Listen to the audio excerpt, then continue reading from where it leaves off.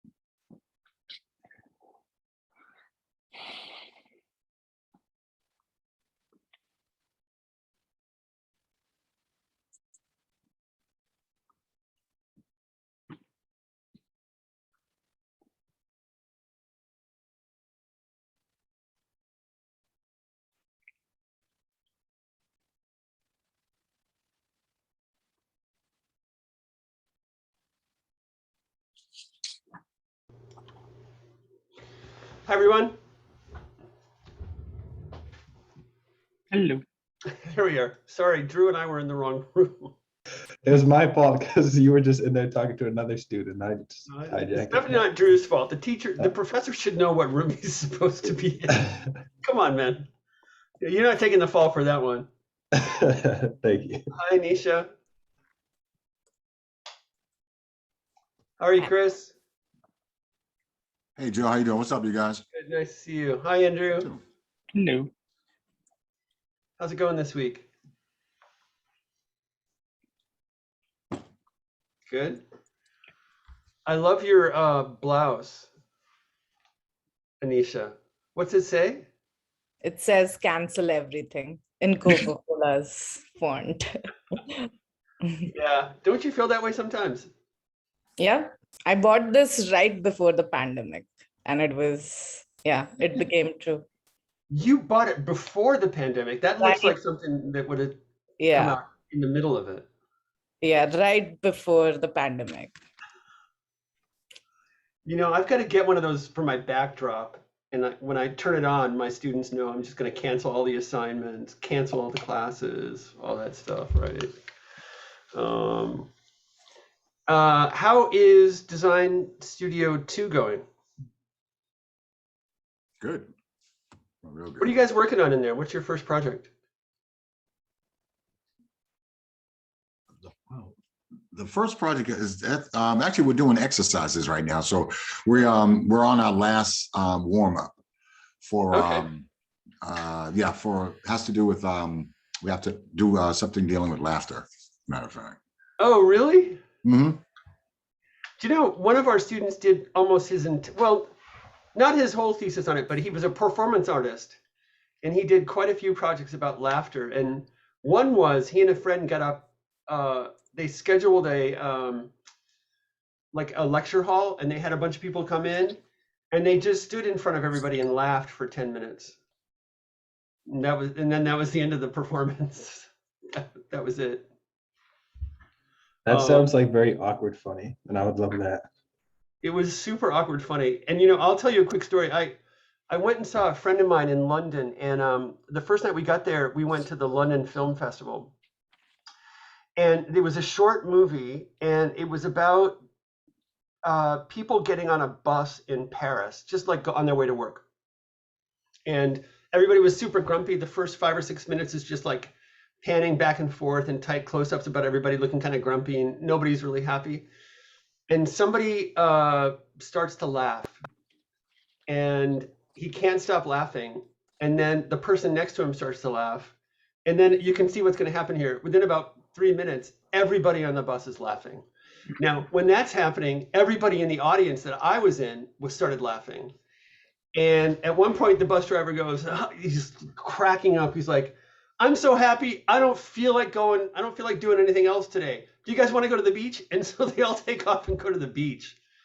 And at the end of the movie, he's dropping everybody off at their homes, and they're all still laughing. And of course, the audience is still laughing. It was one of the most wonderful art experiences I've ever had. It was so humble, but we were all just killing ourselves and having a grand time. Do you know what I mean? You really felt like you were on the bus with them. It was wonderful. Just wonderful. So, all right. So you're doing a project about laughter. What else? Anything else in that class right now?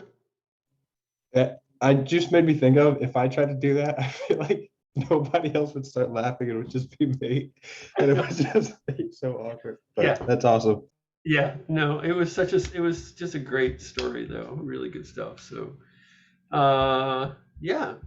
So, group meeting tonight, really it's your time just to check in and let us know how things are going and get some feedback from one another.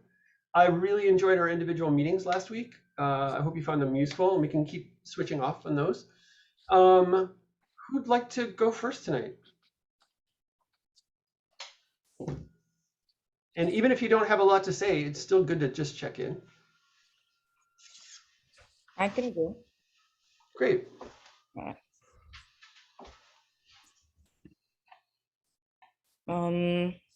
right. So I've been working on gesture controlled interfaces, more so natural interfaces, but for now I'm just concentrating on gesture controlled interfaces.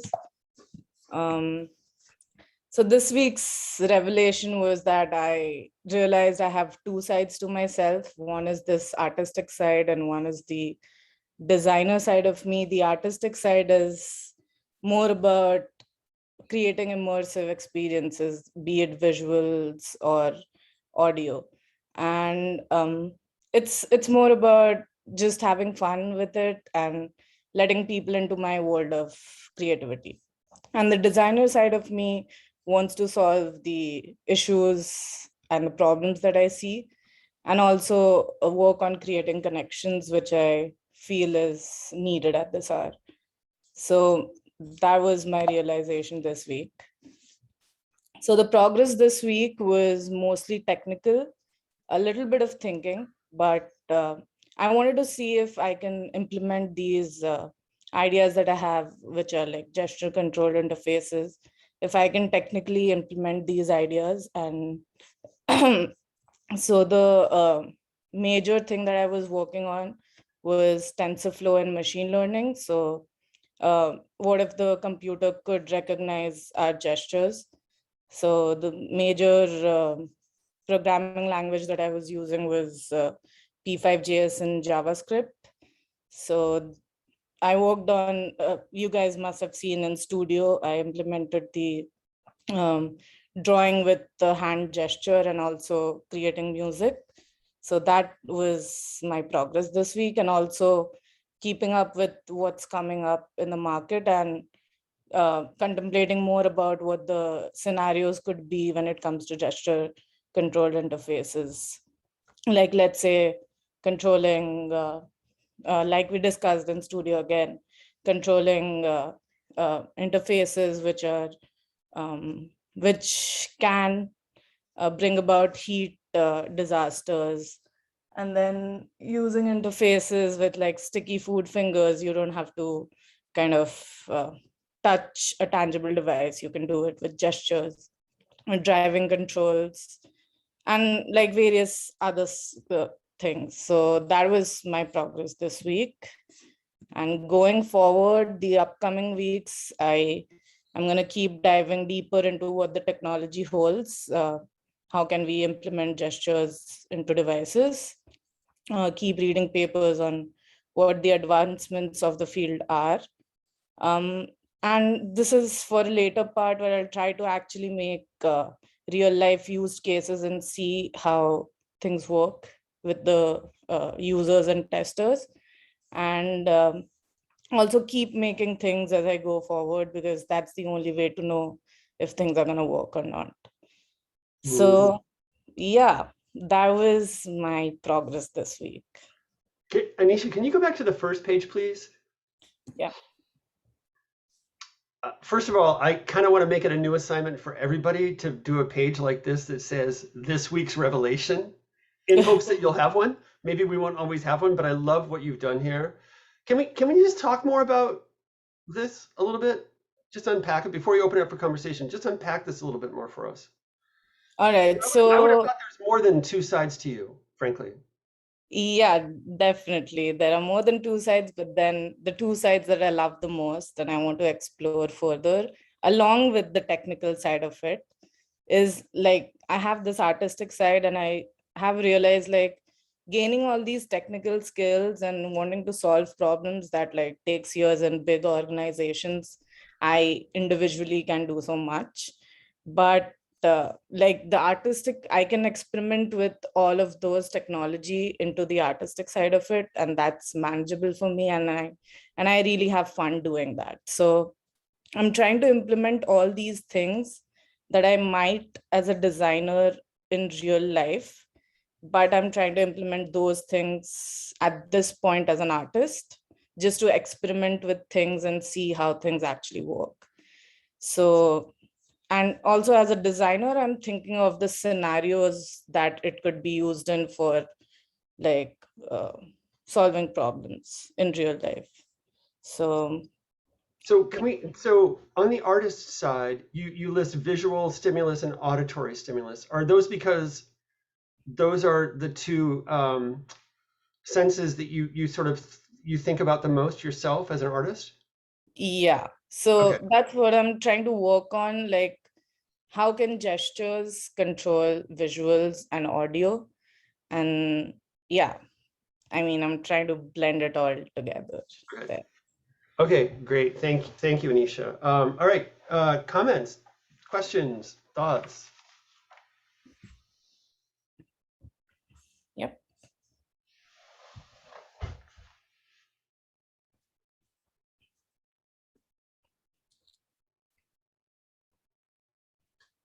Nisha, I just have a quick question. As the designer of this project, do you feel that you need to not so much solve the problem of gestures, but how can I, as a user, through you, create gestures that deal with the problem solving that you're looking for? If I'm asking this correctly, you know what I mean? In terms of like, how can I, as a user, use this product that that is kind of shaping the way that you are still experimenting with the whole idea of gestures. Right. You know what I mean? I don't know if that makes sense. If I understand correctly, you mean, are there new gestures that I'm trying to introduce that will solve problems? Is that what you're asking? Well, no, I'm asking, I'm actually asking, like, are you as the designer looking to solve the problem of the gestures and you want to pass that on to me? That's what I'm curious about. So as a designer, what I'm trying to do here is, I'm not sure if I'm answering your question, but like, this is what I'm trying to do. Like, I'm trying to create natural user interfaces where like in everyday life, we communicate with gestures, right? So I want to kind of bring those gestures into the human computer interface so that it feels natural for us. Okay. And it's not just going to be gestures, it's going to be a multimodal interface where we bring in voice as well. Or like, yeah, there could be yeah, different things. So Okay, yeah, I'm trying to reach towards natural user interfaces where I'm actually not introducing anything, Hmm. but it's more about coming in line with how human and human interactions are and aligning it to human computer interactions. okay, that makes sense. Okay, thank you. That's exactly what I was talking about. Like, I was just curious about the whole idea of, what are you as the designer looking for in terms of how to create certain gestures that will be comfortable for you as the designer and comfortable for me as the user. Yeah. You know what I mean? So that's what I was curious about. Thank you. Yeah. That makes sense. So the thing that we're doing with machine learning is that we're teaching the machine to recognize particular gestures. Mm-hmm. So the gestures that we use in real life, the machine could eventually, as the AI and machine learning becomes better, they can recognize it better and we can communicate better. Okay. That makes sense. Thank you. Thank you.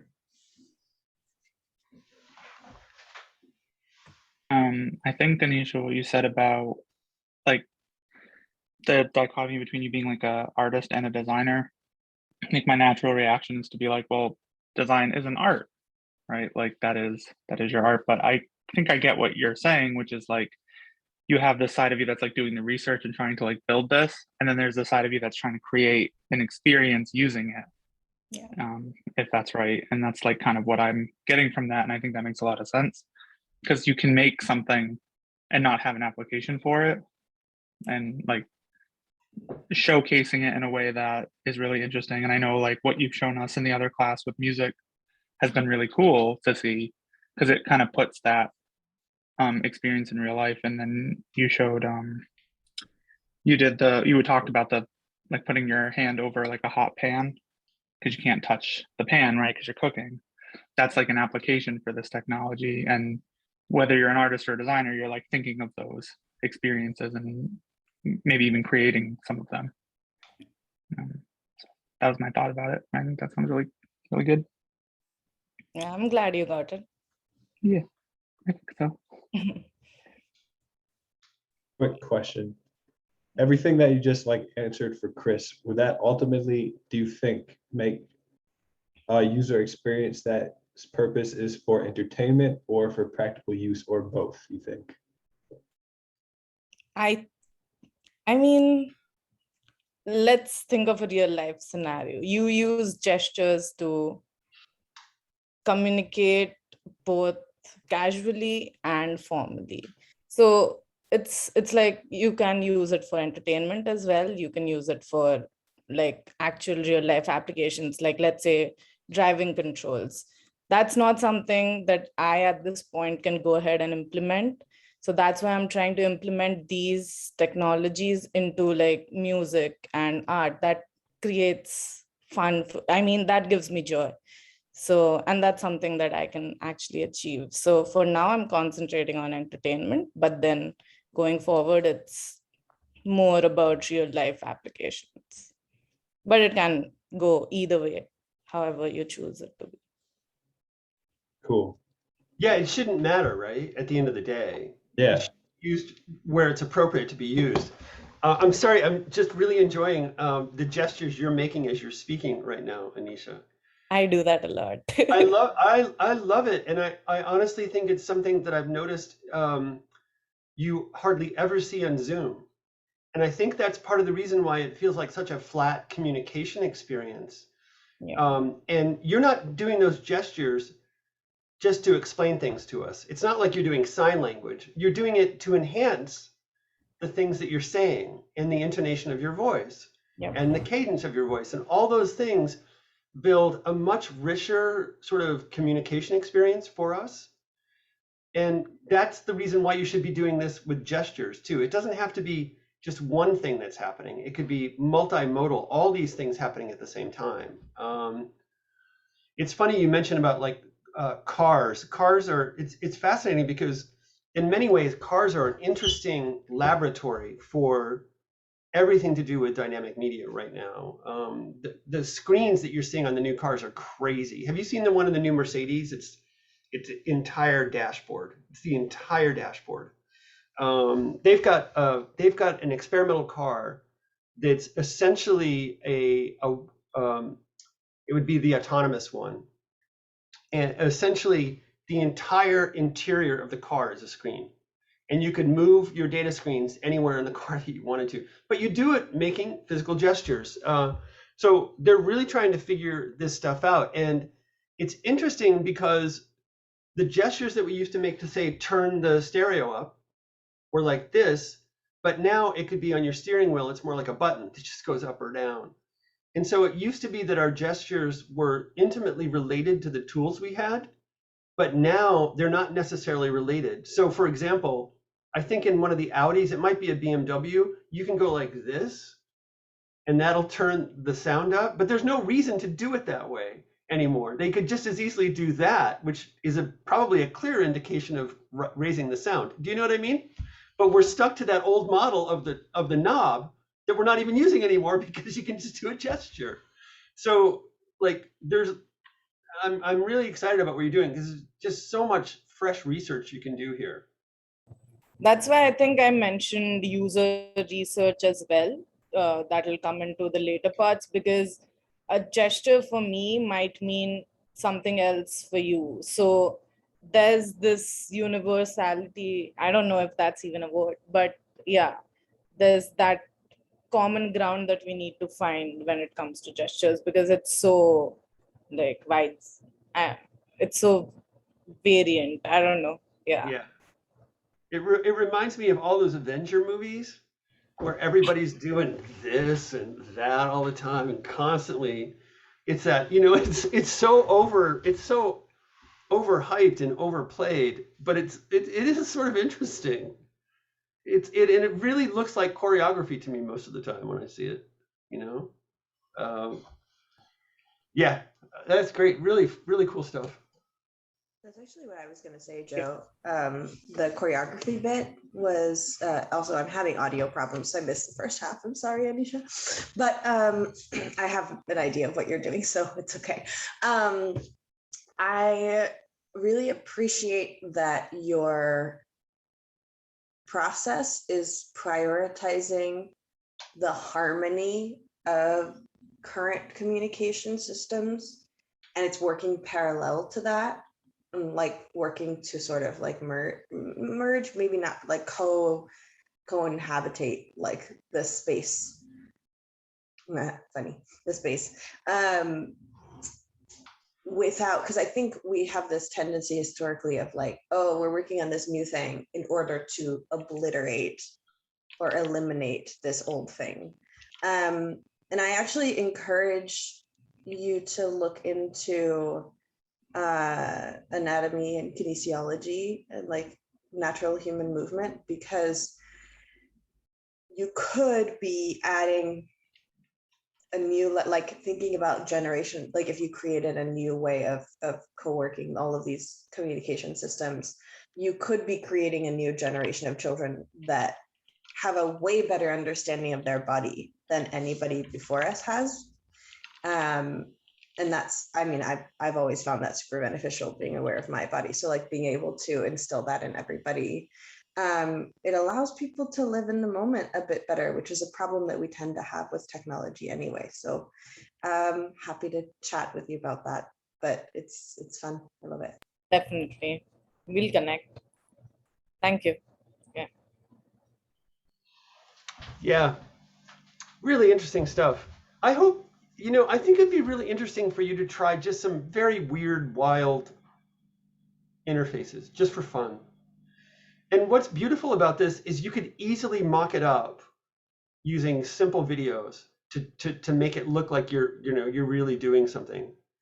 Doesn't have to be super special or green screened or anything else. Just keep it simple and have a blast with it, right? Just play with it. Yeah. Yeah, super fun. All right. Thank you. Anything else for Anisha tonight? Yeah, that's good. Thank you, Anisha. Andrew, would you like to go next?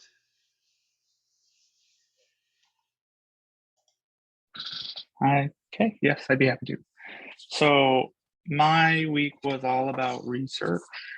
When Joe and I met, we talked a lot about sort of the direction of my project and like why I was going in that direction. You gave me some people to look into. One of them I spent a lot of time digging into. It's a very interesting person, Ted Nelson. I don't know if any of you guys know who that is. This was the first time I had ever heard of Ted Nelson. I believe he is still alive. He considers himself like a media person. He was like an actor and a writer and a musician. And then in the 60s, started thinking about computers before almost anybody else did. And he wrote this book that was basically like, you need to get on computers now. And this was in the 60s. Everybody talks about the Mac being like the first personal computer, but that was the 80s. And the earlier computers were in the 70s. And he hates the term microcomputer, but that's what we think of as like a personal computer anyway. So this guy was like way before all of that. And he had some really interesting ideas like hypertext, which is what makes links work, but his version of it was very different. It was a lot more like interconnected and interweaving. And one of the things I was thinking while I was doing this research was I like talking about nonlinear storytelling, and I did that in that project last semester. And that's like what he's all about, is this idea that you can take, like, imagine you have a web page with the history of the world, the way we would have to, or a book, I guess, the thing web pages used to be. And the way it works now is you take like, you'd have the history of like a place, and so it'd be like the entertainment, the food, the culture, and you have to put them in order. But these things happened at the same time in history. And so what this version of that is like taking, would be like to he calls it like parallel thinking, is you can put the ideas together. It's like weirdly complicated. I'm not doing a great job explaining it, but it's really cool. And the result, there's like a demo you can do online that it's basically a document that pulls from a bunch of different documents and puts them all into one. And you can see the history of it. And if you now if you link a sentence, you'll click on the sentence and it takes you to a web page. But this was like, you could then take that sentence and break it in half, and that link would go to 2 web pages. It's like not a thing that exists now, and it kind of breaks my brain. And I like that idea, and it's from the 60s, which is awesome.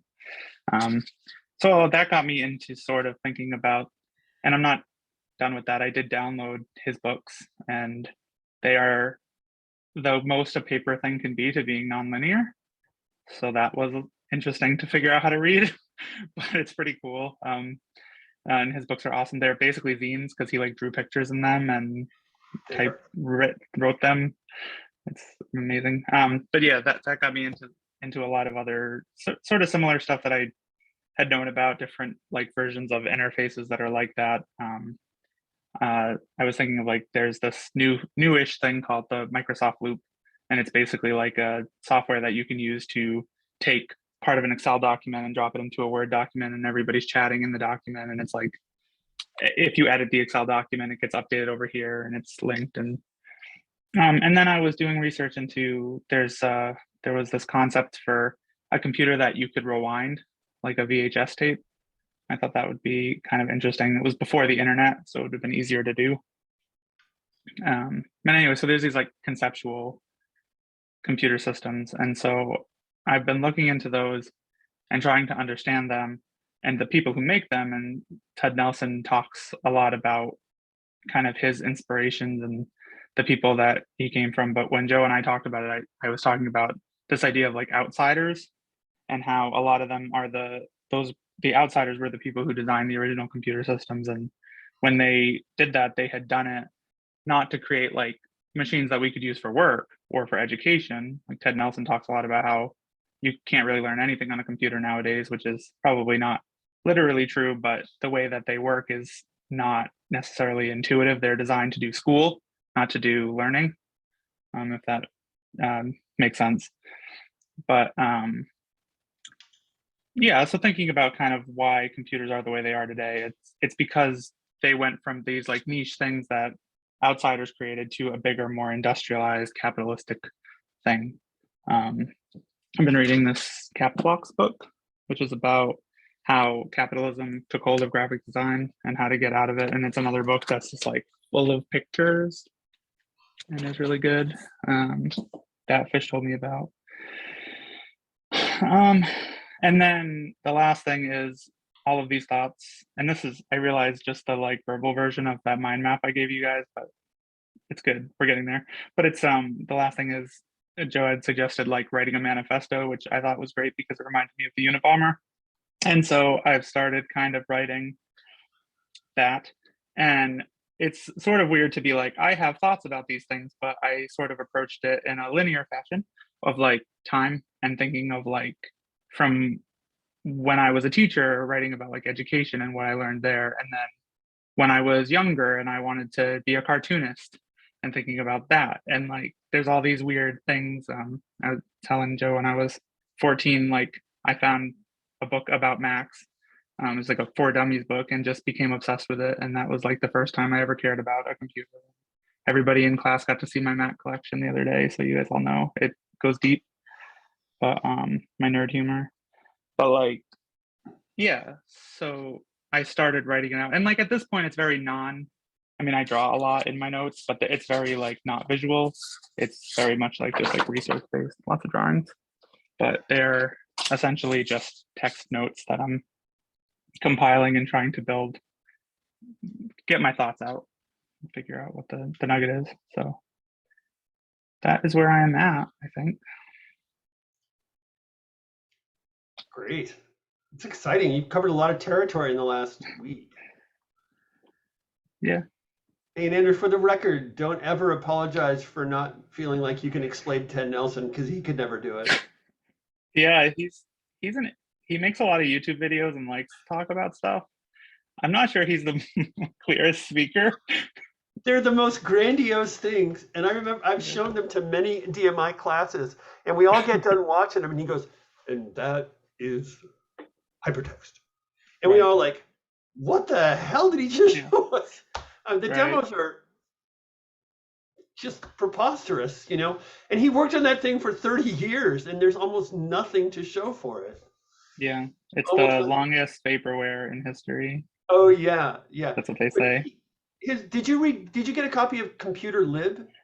Yeah, that's the one that I was talking about. That's like kind of, it's like not so super easy to read as a PDF. You can buy a reprint of it for $150, and I couldn't do that today, but maybe someday I will get it. I've got a copy of it at work, I think. It's pretty amazing. It really is. It's super fun to read. Like, Oh, it's yeah, great and it's insightful. Like, he's very smart. It's just dense subject matter, I think.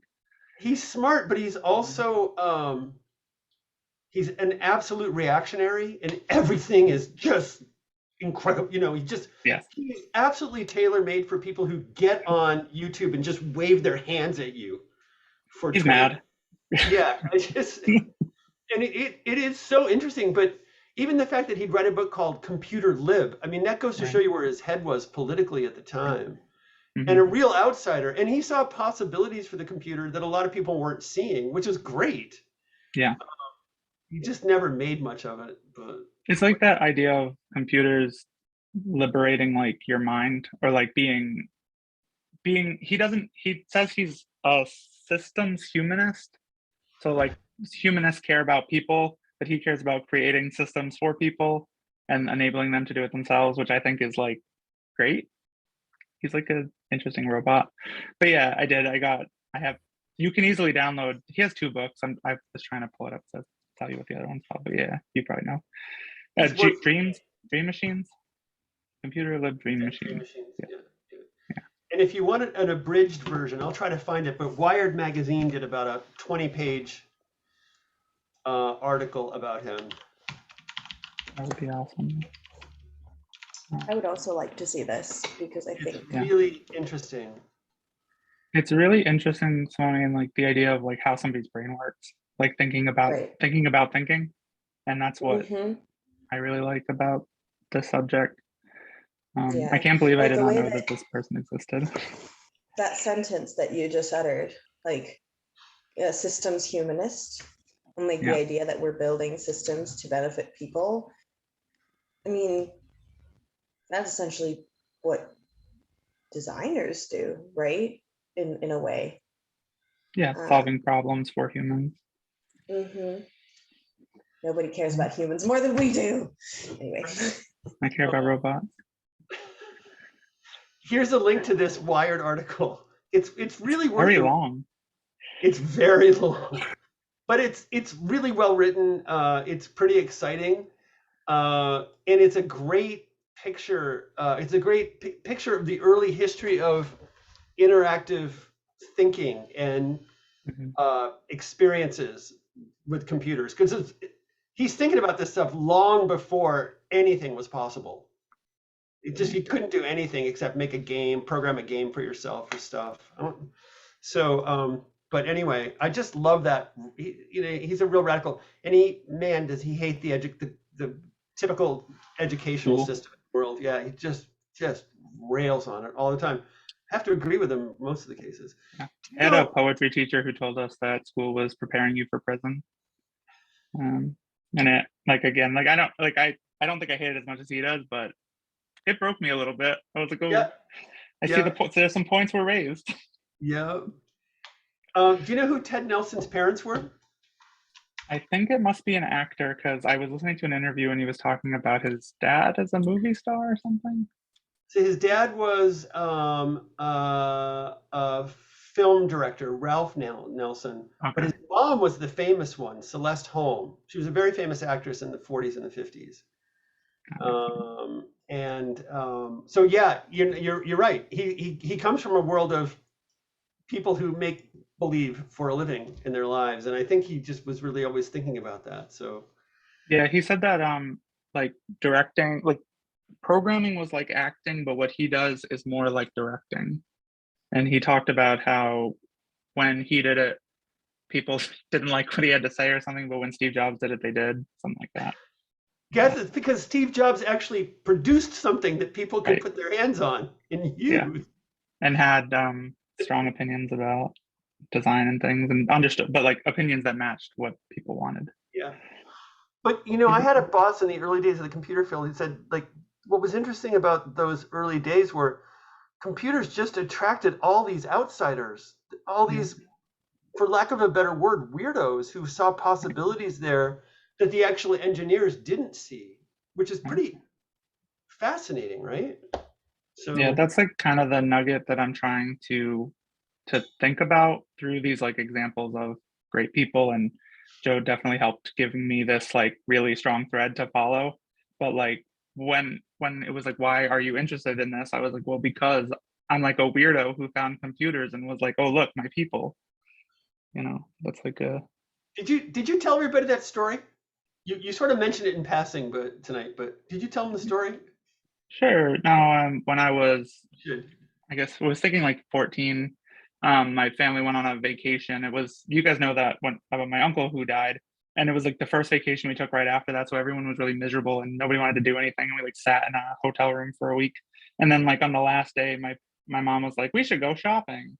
So we went to a used bookstore. And I was thinking I probably went and looked for like comic books and things. And somehow I ended up at the computer section, and there was a macOS Tiger for Dummies, which on the drive home I read cover to cover, even though I had never owned a Mac, and my parents had a Windows like 2000 computer from Circuit City. And I was just like, I need to figure what this thing is out. And by the time I'd gone home, I was like obsessed with them and could like help all my friends with their computers. And when I went to school, to like high school, they used Macs, and people would say like, how do I eject this disk? And I'd be like, chapter 12 or whatever. And I just really like, it's weird because I like the pictures. I was like, this interface is so beautiful, and I had never thought about that. Like I didn't think about that Paint was beautiful and like Windows, and that was the only app I ever used. But it definitely was different to me. And so that's my superhero origin story. I love that story. I mean, I'm sorry about your uncle, but I love that story. Oh no, yeah, it's a real weird story. There's weirder parts to it too, but yeah. How long was it after you got home and had finished the book that you got your first Mac? Well, so that would have been at the end of middle school, and then at the end of high school, I used my graduation money to buy a MacBook Pro, which was the last one with the CD drive. And I remember the guy at the Apple store, which I then had for like 8 years, but the guy at the Apple store was like, I think my mom was like, this is Andrew, he likes computers. And so the guy was like, really, what's Grand Central Dispatch? And I was like, I'll explain how the GPU works to you. And it was like this whole fun conversation we had. And I was like, at that point, 17 or 18. But wait a minute. So there was like 4-year period where you didn't have a Mac, but you had Yeah, we just used them in school. So oh, I had okay, okay. put my hands on one at school, yeah. And I Okay. did animation in school with Okay. iMac, the Jelly Bean one, the G3 or whatever, desktop, running Jaguar, as Steve Jobs used to call it. Yeah. Good, Yeah. man. Sorry, I times. don't mean to co-opt the conversation here. Any thoughts? I mean, or- that's kind of what it's about, is like that history and that like community of people who use and love this technology, but like also we're saying in the other class, like what you can learn from that technology, and how people thought about, especially early days, like what people thought about it when they thought it was like poetry and they could change the world, versus now where it's like efficiency machines for efficient robots and Zoom. They can convince me to use it more. Yeah, right. Dark patterns and things. Yeah, so yeah. Thoughts for Andrew? Yeah, help me.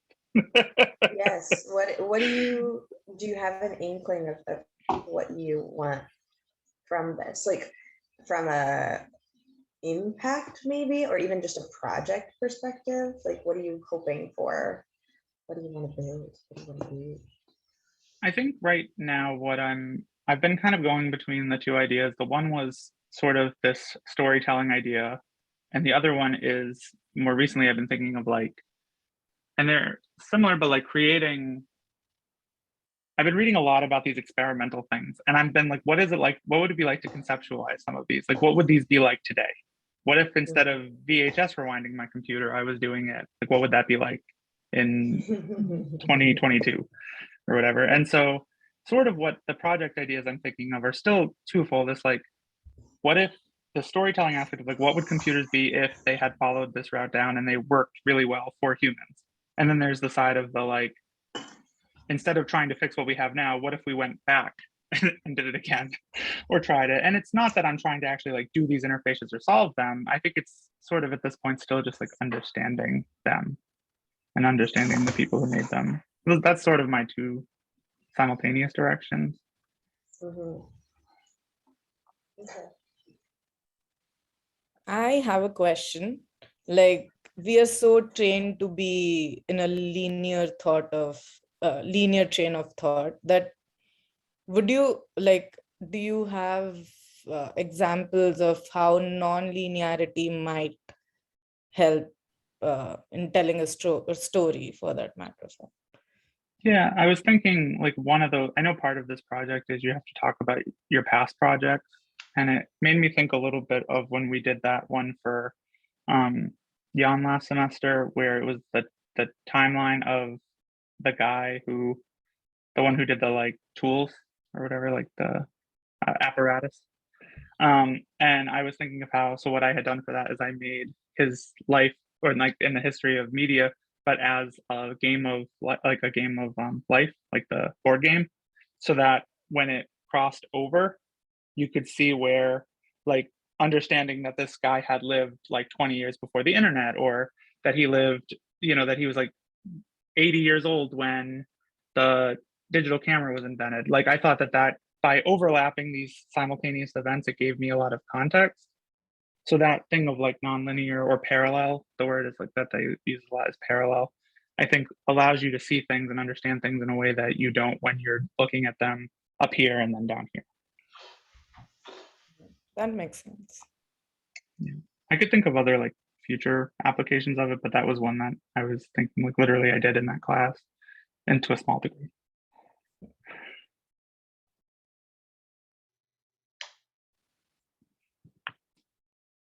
So you should watch the movie Memento if you've never seen it. That's a nonlinear movie, and it's really, really, really, really, really good. Yeah. I don't know if that's a spoiler for the movie though. See, I'd argue we should talk about that some. I'd argue that it's very linear, Sure. but not in the direction you'd think it should be in, right? Right. Well, yeah. No, you're Yeah, right. That's but- a more accurate statement to what it is. Yeah, but I mean, I know what you're saying. I know what you're Not saying. traditionally beginning to end, God, no. left to right. No. No. But I think that's good point. Not Can you, parallel. can you count Inception to be a non-linear movie? That movie, it's like multiple linearities because it starts at the end and Mm. then jumps to the. I had to explain the ending to somebody recently, so I watched it again. Well, I didn't have to. It's a good movie, I think. I think it's better than people say it is. But the ending is like, because it starts at the end and then goes back to the beginning, I would say it's like linear and then jumps back and then jumps forward. I don't know. Now I have to do that grad school, art school thing where I say, what does nonlinear even mean? What does time mean? I don't know. Have you guys seen the movie Run, Lola, Run? No. Oh, you Okay, should watch it. It's a joy. It makes me think of the whatever people think of this. I don't actually care. I happen to like it, but the way that they filmed the new Little Women, where you have these like, it almost feels like a braided timeline. It's like the same timeline back to front, and it's like woven together. Yeah. That movie is a masterpiece.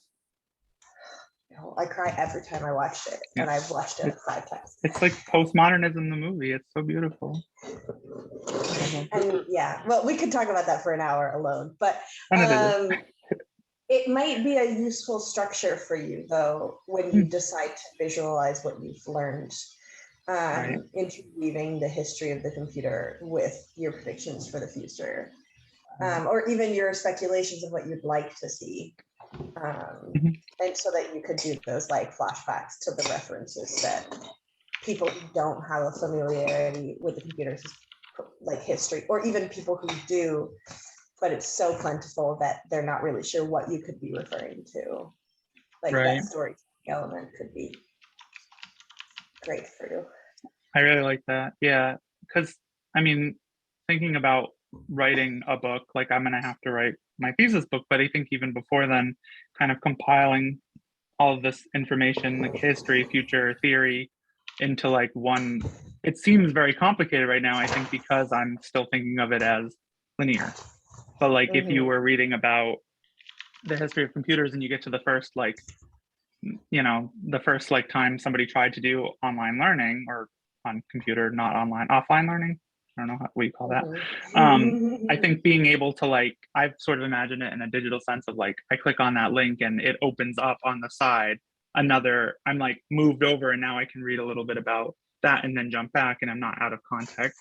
I'm just adding another layer to my stack of learning. Totally. I think that braided that's an interesting idea to me, like what you just said. I think a lot about your presentation you did where you were zooming into the spiral too. Oh yes, he's getting a workup, but the use of visual aids. I mean, I think that's the whole point of BMI, but anyway, I'm going to say it anyway. The use of visual aids to confer a complicated message. I appreciate them because we need them. It can be confusing. Yeah. I put some other videos and movies in the sidebar. Run Lola Run is a fantastic. It's a German movie. It's the same story told 3 different times. So it's like an algorithm that's run 3 different times. And then, do you guys know the French video filmmaker Michel Gondry? He did The Science of Sleep. No, what was it called? That Jim Carrey movie with Kate Winslet in it about sleep. Anyway, he's done some very cool music videos. One is called Sugar Water by Chibo Mata. You should definitely check that one out, Andrew. I think you really like it. Tomorrow Never Knows by Chemical Brothers. It's really interesting. And Kylie Minogue, Come Into My World. He did a bunch of work for the Stones and the White Stripes as well. But if you want to look at just how you can play with time, he's fantastic. You're talking about Eternal Sunshine of the Spotless Mind? That's the one. Yeah. That is my favorite movie of all time. Okay, this is Michel Gondry then. You should know about his music videos. I only knew about that one movie. Oh, dude, you're in for Okay. such a treat. You're in for such a treat. They're really Huh. fantastic. Okay. I just Um, always think that's like the most 90s movie. yeah, it is. Yeah. Time stuff is really good in that one. And the sci-fi premise is cool. You'll enjoy this one too. It's a good one. And if you really I'm want a writing head them down. scratcher, you can watch the great French movie last year at Marienbad. You want a non-linear movie, that's as close to you're going to get on film. There it is. Good luck. Good luck, my friend. I don't If you think wanna that get together and have the some idea dinner is to and talk about confuse people, but I mean, you know, we'll see how it goes. it. It's okay. It's okay to be confused sometimes, right? And disoriented. Sure, yeah, right. But I mean, that's part of the experience that they're trying to create. So you get to decide if you're the artist or the designer or the filmmaker, what effect are you trying to have on someone? Maybe you do want to get them a little confused at some point, only to bring them back out of it. It can create, I mean, I feel that way at every Christopher Nolan movie. Like, wait a minute. But there's something interesting enough there that holds my attention that I want to go back and try and figure it out. So the first thing I did when I watched, what was the one you were just talking about that came out last summer, right? Tenet? Yeah, the first thing I did when I watched Tenet was go back and watch it again. Like the very next night, Mhm. my son and I rewatched it. Right. I thought Dunkirk was a way better movie, frankly, way better movie. Tenet's not my favorite. Dunkirk is a good time movie though, because it had that's like a braiding the three together. There's like a plane battle and a beach fronting thing and boats. What does it work? Yeah, It's the timeline is 1 week, 1 hour, yeah. and no, 1 day and 1 It's hour. basically like the end of Inception, but the whole movie, because it's you have these three, like one's a really long timeline, one Yeah. zoomed in, and then one zoomed in. Yeah. Yeah. So when I watched that movie the first time, I didn't understand that at all, and it Yeah. took me listening to a podcast about it to be like, oh wait, this is a great movie, because I didn't like it at first. I was like, what is this about? Yeah. Yeah, no, I can see it's disorienting, but man, Yeah. it's the same. It Memento makes it more worth it. Exactly. And that's a good lesson for all us designers, is that if you really want to engage your user, it's okay to introduce something that's challenging. It doesn't have to be completely frictionless, because if it's just completely frictionless, you're not feeling as if you're putting any of yourself into it. So there's a reward for the user to make the effort to get something out of it, you know? Yeah, good stuff, man. Good stuff. All right. Lots of things to look up now. Thank you. Yeah, enjoy. Thank you. Are there any other comments? Yeah, thank you. All right, Simone, how about you go next? Sure. I apologize in advance for the audio coming from one user, video coming from another user problem. So I made a lot of progress this week on the conceptual level. I've started TAing for Jan the undergrad version of the class we took last semester. So I'm rereading Ong, I'm rereading Derrida, I'm rereading Carr, which has been really fruitful for this process, because right before I did that, I reread my final paper, which includes an outline of all of the time periods, all of the projects, the way that the timeline, spiral timeline that I presented last semester is oriented, and realized that I've begun the writing of my life's work, and that for the 3 years, the two and a half years that remain of DMI, I should be selective about what I put my time into. And as you all know, I have a sort of two goals, parallel goals. One is, prepare myself for the workforce, and the other is work on this massive lifetime project at all times continuously. And so one of the things that was brought to my attention was the concept that Ong discusses about when he's talking about orality versus literacy and the things that we lose when we expose people to the technology of writing, that we lose, like by exposing ourselves to a certain knowledge, we lose an innate knowledge and humanity of the technology that came before it, or that it's undone by that learning. And so I think that is the perspective that had originally spurred me to this type of research. What I want to know in learning about all of these manufacturing techniques and learning about the context in which they were created and the effects of their presence in our reality is, what does it say about people? And what of that should we take into the future? Like I wrote down, why does this technology deserve to perdure? And why should we keep it? Like, what is the argument for keeping it? So I decided that at least for the MFA thesis, I'm going to focus on digital and post-digital time periods. So talking about technological advancements up to where we are now since the end of the Industrial Revolution. And so that's what, 1860 till now, the entire timeline of the development of the computer, starting with the blueprint and the development of digitized electronic manufacturing machinery, and so on through to the present day, and then talking about speculative future additive manufacturing, what I've called the post-machine era, post-tooling era. Still not totally decided on that. And a visual that might be helpful. Are you all seeing the picture of Cedric and I, or are you seeing my face? I can never tell. We're seeing both. Oh, okay. Great. Well, I'm just going to point at this because it'll be easier to explain if I point at it. My pencil is not in the way. This structure. So the way I'm going to break it down is have a time period and list a subset of technologies from that time period. And the project for each technology is going to have 3 sections, which involves the history, context of why it came about, and the effects that it had on society. Then actually learning how to make using that technology, or learning, you know, in the cases of automated machinery, learning how to program for that machinery, for example.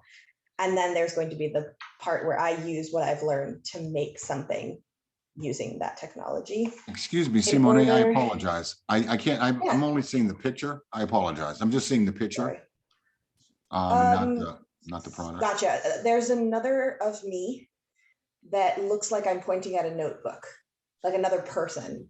If you switch people. Yeah, sorry. And my audio on my computer is not. I think you need to go to view and gallery and not speaker. Yeah. View top right. Oh, yeah. Gallery. Yeah. Oh, sorry. I apologize for the confusion. Oh, yeah. I think that explains it. Is it working now, Chris? Mm-hmm. Yeah, Okay. I'm good. Oh, great. Okay. I can see it. You can see this thing that I'm trying to talk about, because I was like, I could say it, but it makes more sense to see it, I think. To answer a couple different questions that I haven't written them down. One of them is like, why does the technology deserve to perdure, and how does it need to change, and what does it focus on in its examination of humanity? Yeah, so that's some of the progress that I've made. So narrowing it down at least to a time period. And then there's sort of more meta stuff that I've been investigating. Like I asked myself, I walked away from the studio class the week that we were in person, which I guess was last week. Time is not real, guys. And even though we just talked about it extensively, and asked myself, you know, as someone with ADHD who potentially is on the autistic spectrum, the amount of structure that we thrive under varies depending on the type of stress that it emphasizes, right? So in thinking about those things, I started to ask myself, well, DMI is purposefully structured very simply. Like we ask very simple 1-sentence prompts for projects. We're talking about having the flexibility of doing whatever we want, and that comes at the price of losing some of the structure. So what is it that I'm actually supposed to be taking away from it as a maker? And one of the things that I realized was that we're trying to, or at least for me, I'm trying to set up those parameters in which I'm going to work as a maker moving forward. Like, what are the things that the lenses that I'm going to use every time I approach a project in the workplace that will be, I guess, the signature of my style of work.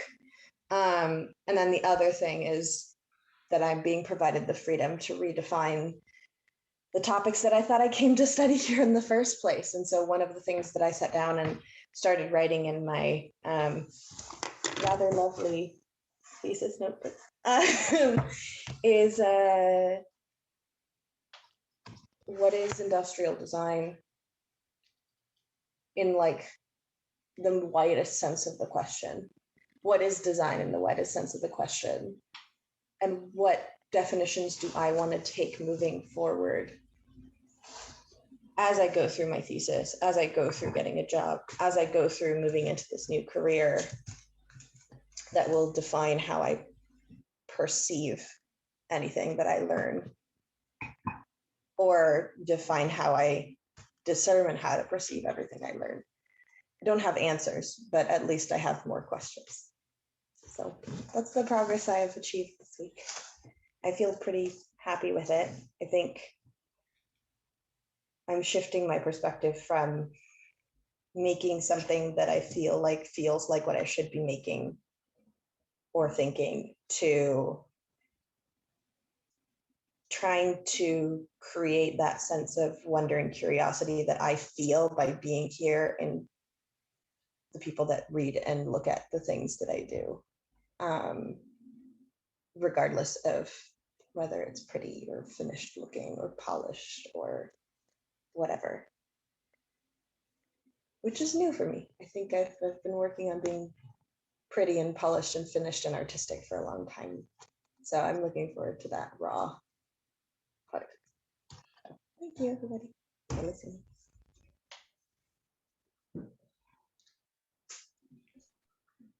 That's an amazing observation to make for yourself in 1 week. That's fantastic. Yes. In my opinion, wonderful, wonderful.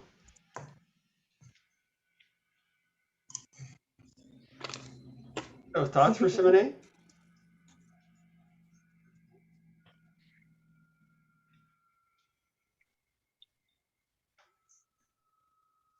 I think like an interesting thing about this is you're doing that like documentary thing where you start out doing research about manufacturing and you're like, but in the end I manufactured myself. And I think that that's like really interesting, that because I'm still gonna forever be stuck on this idea that like manufacturing has communication now. And I think that, you know, I don't know if you'd use that phrase anymore, but like that seems to be what, like that's what I'm hearing when you're talking about like this history and stuff like that, it as being I had a smarter thing to say about that, but I forgot what it was. But yeah, like I think that there's something really interesting there, and then how that works into your own artwork and your own like creation of what that would be in the future, and how that's changing, especially with some of the environmental stuff you've shown us and talked about, this like post industrialization, or like post. I think that's pretty cool. Yeah. Thank you. Yeah, I have no idea what to call it. And I'm redefining intelligence as you had the courage to say something and moving on with my life. So, right. Yeah. And that's divorced from it doesn't have to be pretty. It's a thought. Yeah. Thanks.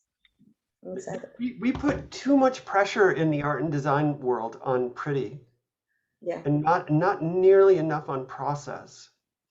Mm-hmm. I know we think it's pretty that gets us the jobs and gets us the accolade, but it's not. It's the process. It's always been the process.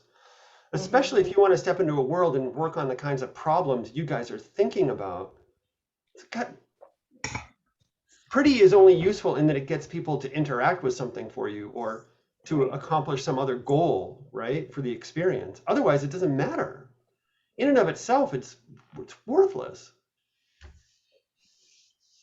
That was one of my hesitations in deciding on the industrial design track, actually, because I've said this to everybody else a million times, Joe, but the fact that my partner is a mechanical engineer And the way that he had introduced the field to me was like, oh, you worry about the customer experience portion. My brain immediately went, so I choose what color things are, I choose how they feel, like what finish they have.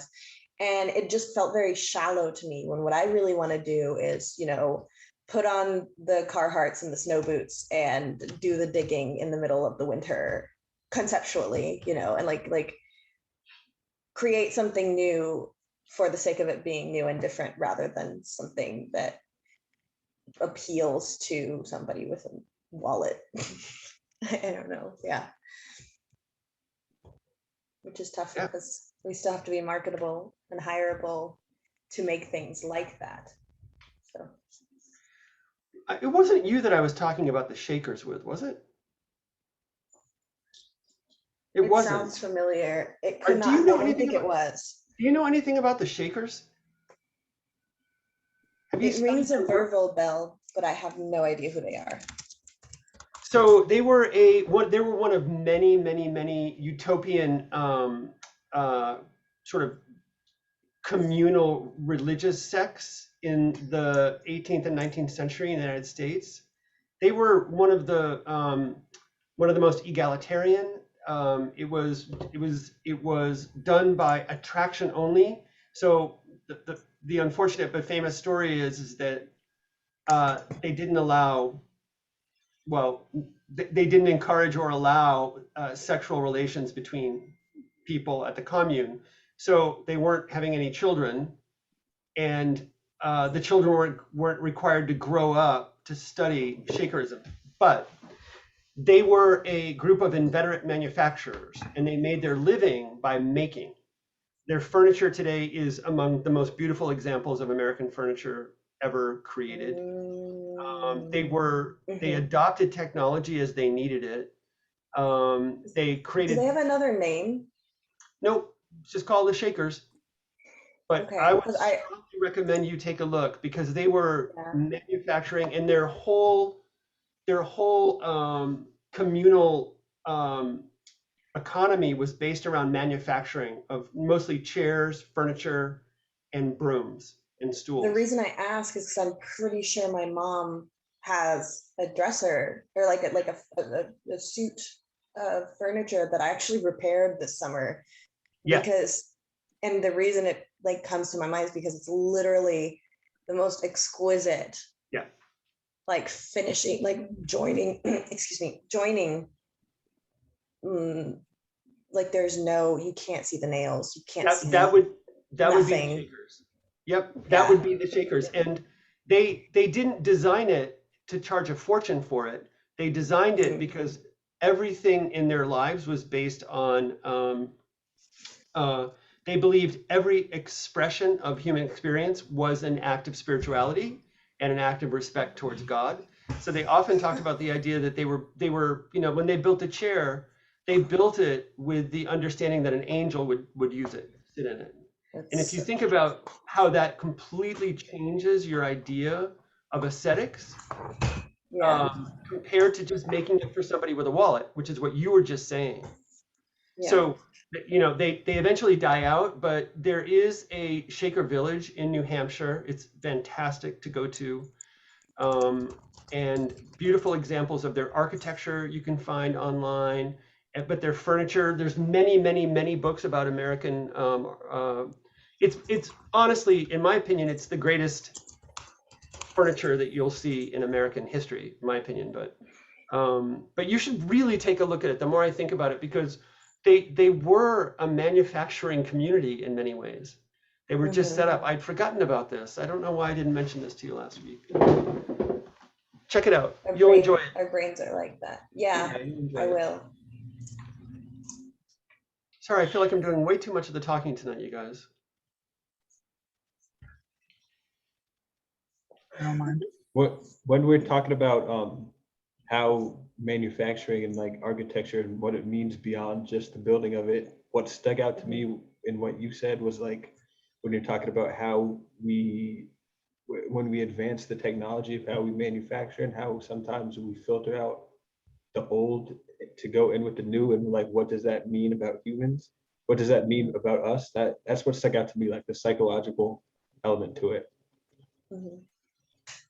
Yeah. So I think that'd just be interesting. feel- Yeah, like that's one of the things that's really inspiring me right now, on two sort of separate fronts. The first is like, why is it that, like, what is it about humans that we've created a society where we can no longer fix things when they break, and things are made to break, and things are made to be destroyed? Like this week, my sibling did that very human thing of like using the wrong utensil in the pan, and it melted, and the pan and the utensil are broken, and they have to throw the pan away, and they have to throw the utensil away, and there's nowhere that they can go and say, you know, the pan repair shop. I was just like, that's what I said to my friend. I was like, it's not like we can go and get a new Teflon coating on our pan, you know, because we don't have a society that's built for that. And what does that say about humans? But we did at some point.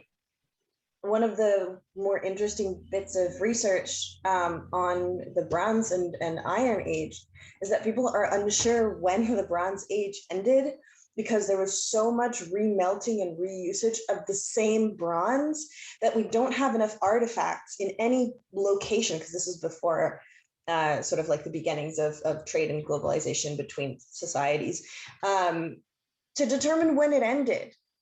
But we do know why it ended, because suddenly the supply disappeared and they started using iron because it was more abundant once they were able to smelt it, because they needed like a certain temperature. Like the idea that, and I heard this somewhere else as well this week, the idea that there could have been a society that we have no recollection of because they were so advanced that everything they did got reabsorbed into earth and we have no artifacts. Yeah. Like that fascinates me. Why don't we want that, you know? And so, yeah, I've just been thinking a lot about impact and how the sociological element of why we're unwilling as a society to change. Because there's a lot of arguments like, well, yeah, individual impact versus company impact, and how profit and capitalism is kind of bastardizing the process because we're motivated by wallet rather than by, I guess, superior care. But there's a deeper, sort of deep-seated historical reason for that. And if we can unravel that and reweave it in a way that is more beneficial, then maybe that's the change we needed this whole time. I don't know. I lost my thought, but yeah. The idea of a civilization that like you wouldn't know they exist anymore, it's interesting. And one of the reasons is because that relates to your project, I think, is there's this idea of like making a mark on the world, right? Like in Hamilton, it's like, oh, he'll be remembered because we built the Washington Monument. But like, just because you have the biggest, pointiest building does not mean that you were the most important person. So I sort of wonder, like, is there like that art angle in that too, of like we're all trying to make a mark on the world, but does it have to be a literal physical mark that can't ever be erased? I guess that's sort of the first time I've had a question instead of just a comment, but I wonder what you think about that.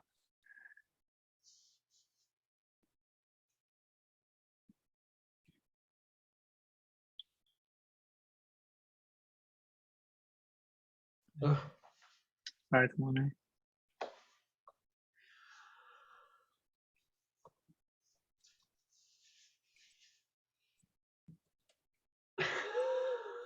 Poor Simone.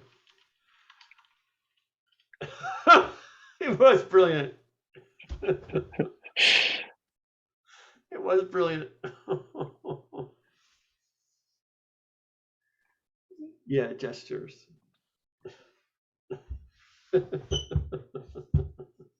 I don't know what to do, so I guess we can. I don't either. I'll ask Simone later. Yeah. Okay, Simone, thank you so much. That's great. Super exciting. Okay, we'll see you when you get back. Chris, would you like to go next? Thanks, Simone. I'm going to see if I could share my screen. I've been having issues with it, so All right. see if this works. Okay, here we go. I'm going to start. I have two things to show you guys. I'm going to start off with two mind maps that I did. Cool. Excuse me, with mind maps, excuse me. Can you guys see that? Not yet, but I think it's loading. Right? Okay. You know what? This is the wrong one. Yeah, there we go. You can see it? Okay, cool. Yeah. This is what I did was I'm coming up for my project. I decided that I'm going to be starting at the at 1865, at the end of slavery, and also the end of the Civil War. That's going to be my starting point for my project. And what I did was with my mind maps, for instance, this mind map, the very first one that you're seeing is called Connection Between Slavery and Health Inequality in 2022. So for instance, my idea with this project is that, for instance, with this first mind map, I am showing, let me just move this real quick, sorry about that. What I'm doing is I'm showing,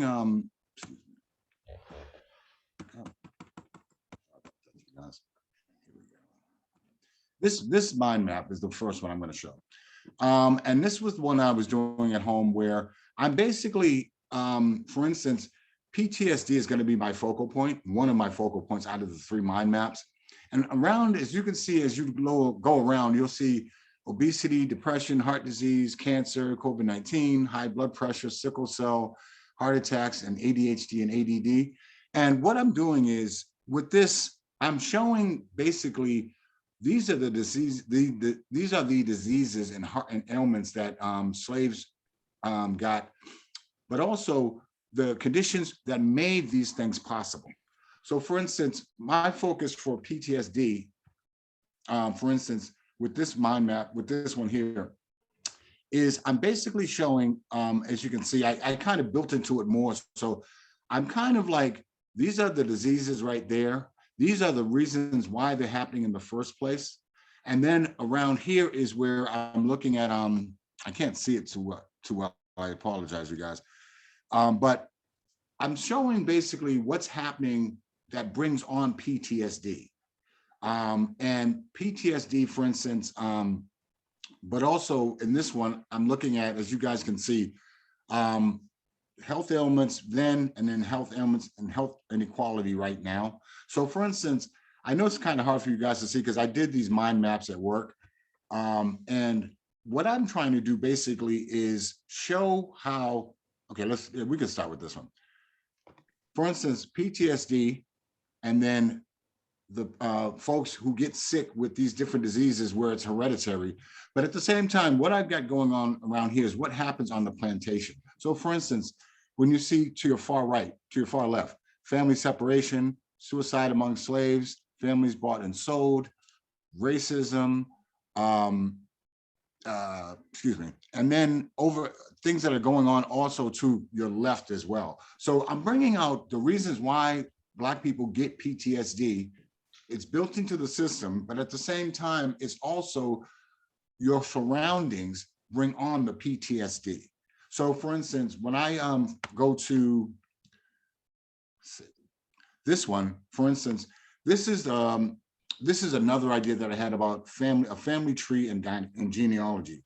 And this was one idea that I had. So that's why I'm debating on making this, whether or not I want to make this into an exhibit or some other type of dynamic media.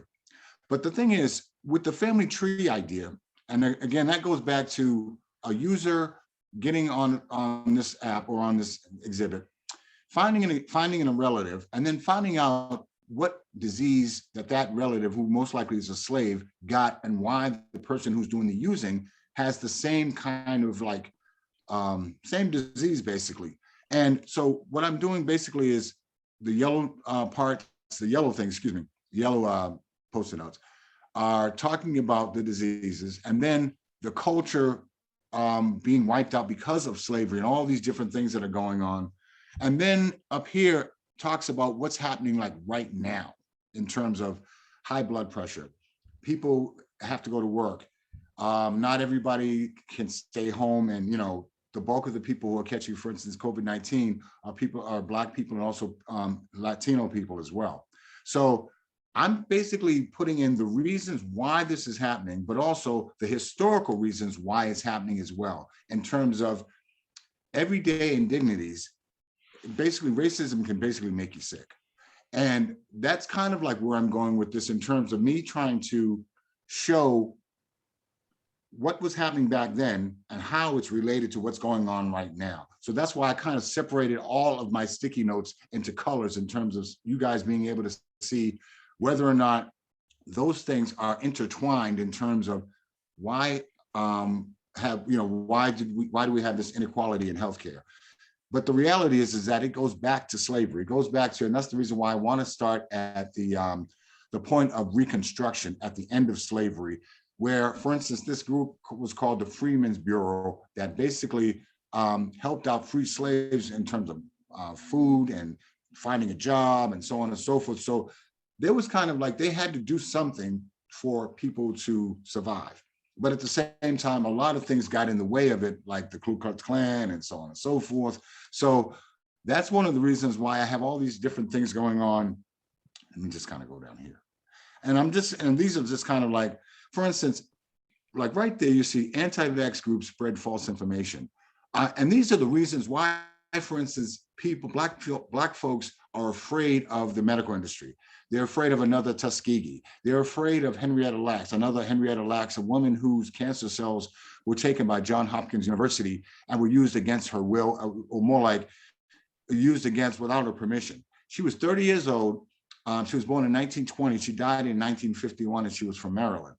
And these, like I said, fear of another Tuskegee, transplants not always given to the neediest black folks, what black people rent more than they own a house. So I'm kind of giving the economic reasons, the all the things that are happening that basically hold black people back from receiving quality healthcare, going back to slavery and coming into the present day with the coronavirus. And let me just kind of here a little bit. And I also did, excuse me, a timeline as well. But this is what I was doing at work. And like I said, I had 3 different timelines. And if you guys want to take a closer look, you can. But it was just important for me to kind of like make the argument about whether or not I want it to be a family tree, whether or not the sources the things that are happening now are the reason why we have inequality in healthcare. And I want to quickly go to my my timeline. I'm just get over here real quick. It's not showing up for some reason. Excuse me, guys. I'm just going to quickly show you guys my timeline. Sorry about that. No rush, take your time. But my oh, sorry about that. Here it comes.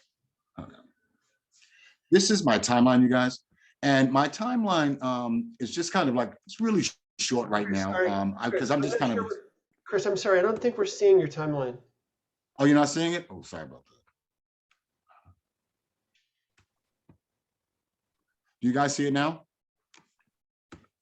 It's the same images you were showing us before. Oh, okay. Sorry about that.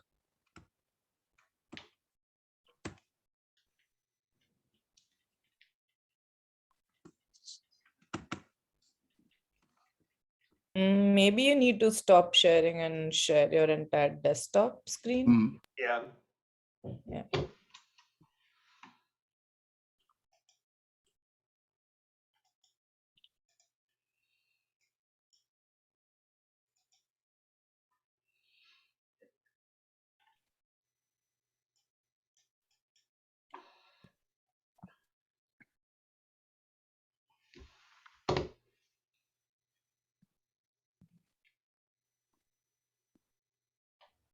Are you guys able to see this? Not? Okay. Sorry about that. If you reshare, it should be like the first option to just show your entire desktop. Okay. Can you guys see that? I think it's it's thinking about it. There we go. Great. Okay, you guys can say, okay, good, okay. This is my a temporary timeline going from 1865 to 2022. And I'm basically talking about the larger issues of what was going on back then in terms of Black people they weren't allowed healthcare, but they were also allowed to be experimented on. So as you can see, the top one where you can see Dr. James Marion Sims, called the father of modern gynecology, and helped found the American Medical Association. He experimented on enslaved Black women without anesthesia under the racist assumption that Black people feel no pain. And this was going on for years. And this also deals with, for instance, in 1937 with the Tuskegee study, that went on from 1937 to 1972. And this timeline is kind of a basic idea of what was going on back then in terms of, especially going up to the AIDS crisis and also going into COVID-19 as well. And the thing is, the idea that I'm trying to get across with this is like a history lesson on one end, but also finding better medical outcomes, especially with what's happening right now with essential workers. More people of color are catching COVID than anybody. And the same medical health inequality is still happening, even going back to 1865. It's still going on right now.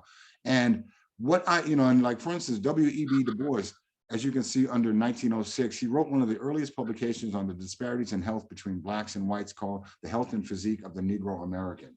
So this is something that, once slavery ended, it didn't get better, it just got worse, because slaves were just considered property and you could do with them whatever you wanted to.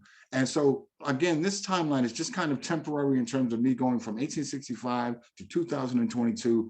And like I say, with my mind maps, I'm really trying to find doing research, to find as many things that contributed to this, the system itself. Institutional racism in the medical industry. This project is like, it's a lot of work, I still have a lot of work to do.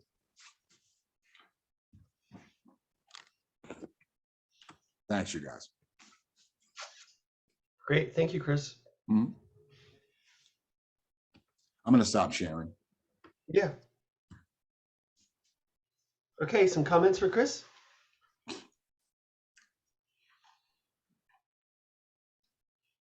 I'm kind of interested in knowing if you are running some biological studies or like researching like real biological, I don't know, how do I put it? Like evidences of it? Evidence of health inequality? Yeah, like real biological evidences of it. Well, Like, that's the thing is, yeah. well, for instance, the guy that I had mentioned, Dr. James Marion Sims, he was considered, I guess, the father of modern gynecology. But the thing was, slaves were looked at as, they were basically looked at as kind of like tools for what kind of research could be added to, for instance, the American Medical Association. In the Constitution, slaves are written, Black people are written in as 1/3 of a human being.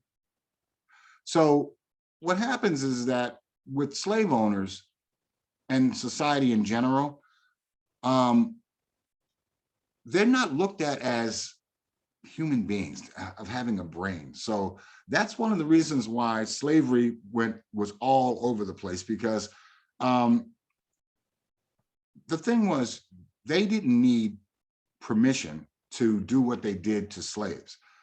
And I say that because, for instance, the woman I had mentioned, Henrietta Lacks,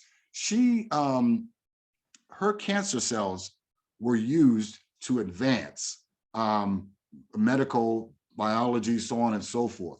So what they did was they saw Black people as, the reason why they didn't get anesthesia is because they figured they don't feel pain. Black people feel pain. They don't feel pain differently than everybody else. So for instance, I don't know if you guys saw that movie Django Unchained where Leonardo DiCaprio had two slaves fighting each other, and they were like a fight club. So the mindset was, that's how the whole idea of Black destruction takes place in terms of the whole idea of self-hate. And I say that because, and now that movie is fiction, so on and so forth, but they did stuff like that where they did different kinds of experiments on Black people to see if they could take pain and so on and so forth. And then they're fighting each other and they're hurting each other. And so you got to understand that you're taking away the ability to think, the ability to show that you're a human being. So they could do whatever they wanted to slaves and think nothing of it. They didn't need a study. They didn't need any of that stuff because they were property. So they could do with them whatever they wanted, So they didn't need like a biological study to figure out, is this stuff real? Because it's built into the system. It's just like critical race theory. Critical race theory is not a class. It's taught in law school. But everybody's going crazy about it because they think, oh man, you're teaching my kid blah, blah, blah. It's kind of the same thing where you are whitewashing history. And that's what I mean about why the project that I'm doing, I'm really trying to find out how to create better medical outcomes, especially with COVID as an example. More Black people have died because of COVID for a lot of reasons. Hospital care, stereotypes about Black people, stereotypes about Black people taking pain and all this other stuff, you know what I mean? So these are things that have been written by slave owners, basically. That's where Jim Crow comes from. Jim Crow is a name of a person who says, this is America's apartheid, basically.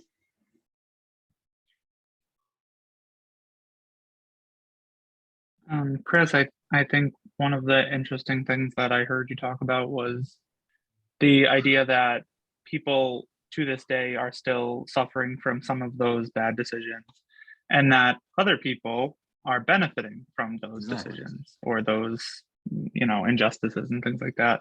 And I think that that's like maybe something that you could focus on going forward is like, because people, I think like you could make the argument that racism is bad, but like, yeah, no, that's true. It is bad. And we agree, we know. Very bad. But I think it's a more interesting argument to be like, or it is an argument to be like, and look at how some people benefited and some people didn't. And like, that's basically what I heard you, that was one of the things that I think you mentioned. And to Anisha's question about medical research, I think in order to show some of the stuff that you've talked about, I think you would probably want to have that data. And I don't think that you're trying to do those studies. And for people like slaves or enslaved people that had been, for example, released and then in the eyes of the government had no value anymore, even though they were like actual human people. Yeah. Those people there are no records for that. So you can't really, like, I don't know that you'd be able to do that. But you can make that emotional argument and you can educate people. No, it's not. No, to be honest with you, Andrew, it's not an emotional argument. Seriously. If I'm going to come to you guys with this project, I'm going to come to you with facts. I prefer to come to you with facts instead of just, this is just how I feel about it, blah, blah, blah. No, no, that's not how I operate. And I say that because I have got so much research concerning the medical industries, the medical associations, their outlook on who gets treated first, who gets a hospital bed first. It's based on value. It's based on whiteness. Let's call it for what it is. Seriously. And I say that because what I'm trying to do is I'm not trying to create this project where I'm like yelling at the top of my lungs about racism. It sucks, blah, blah, blah. It does suck.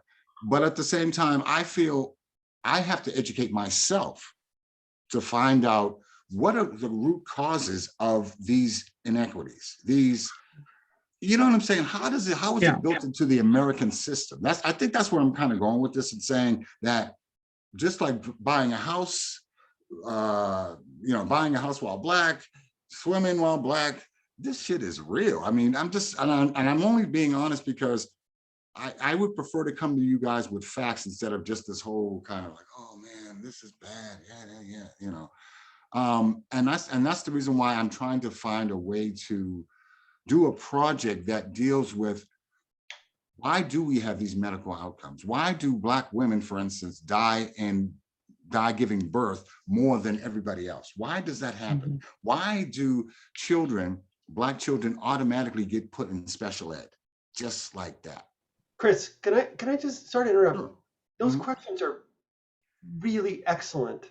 Mhm. And I think that's another way into your work is maybe for next week, make a list of all those questions, make a list of all those things. I think that's a great way to add to what I thought were really excellent mind maps tonight, and your timeline.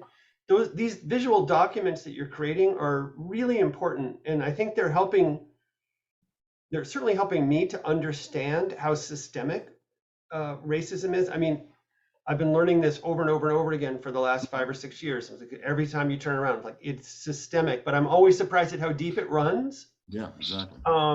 And I hadn't really looked at the healthcare field at all. So, and I think that by asking yourself those questions, you're being very clear. You want to change the outcomes.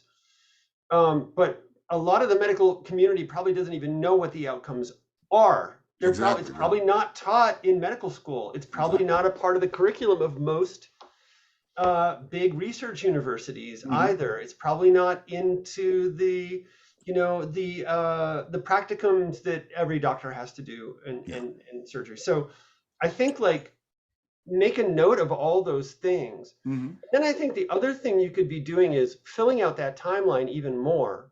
Just I would say just working on it. And then for me, your mind maps were really interesting. I think now it would be cool if you could take it to another level of organization. Take 1 or 2 examples, and instead of having it in that sort of circular format, which makes a lot of sense, it made a lot of sense for this week, maybe do one linear, like, PTSD, causes and effects of that, and run it right down. And I think what you'll see is probably a document that looks like a branching tree. And it, you said mental health issues, physical health issues, poverty, right? Dietary issues, like exactly.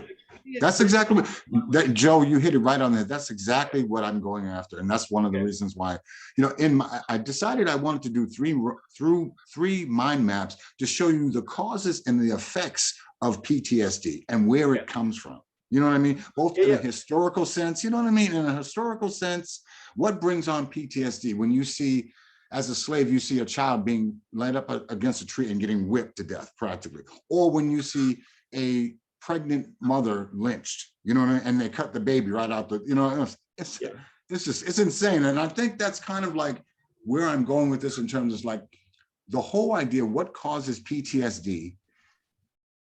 What are the surrounding, how does the institutions bring that on and make it even worse, for a group of people? But also, how do we, when we look at something like COVID-19, what explains the disparities?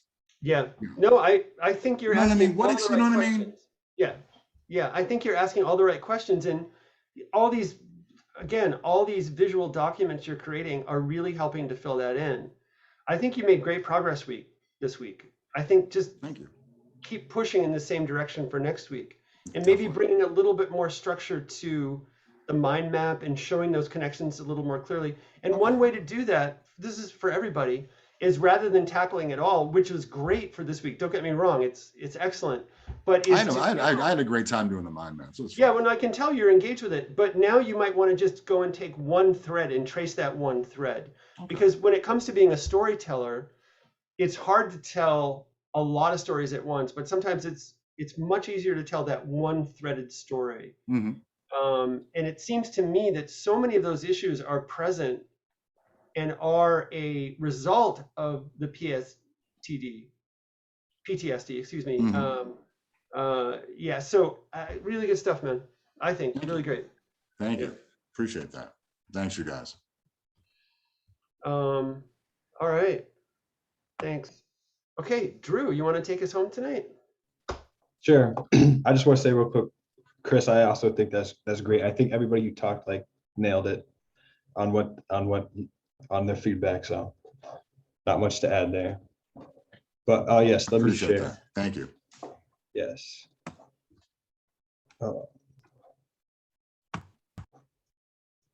Okay. Get this tab out the way. Oops. All right, so these are the two theses. I'm gonna decide this week on what to do. Both of them are very interesting to me. How can DU evolve to create richer and more accessible experiences for people of color, or VR experience? How can we use digital universes? That's what DU is, to create rich, introspective experiences. Most of you have seen kind of what the path I'm going down for there, where I'm kind of like throwing a user into space where the ship breaks down and they have 20 minutes of air to really think about what would they want to spend their last 20 minutes thinking about.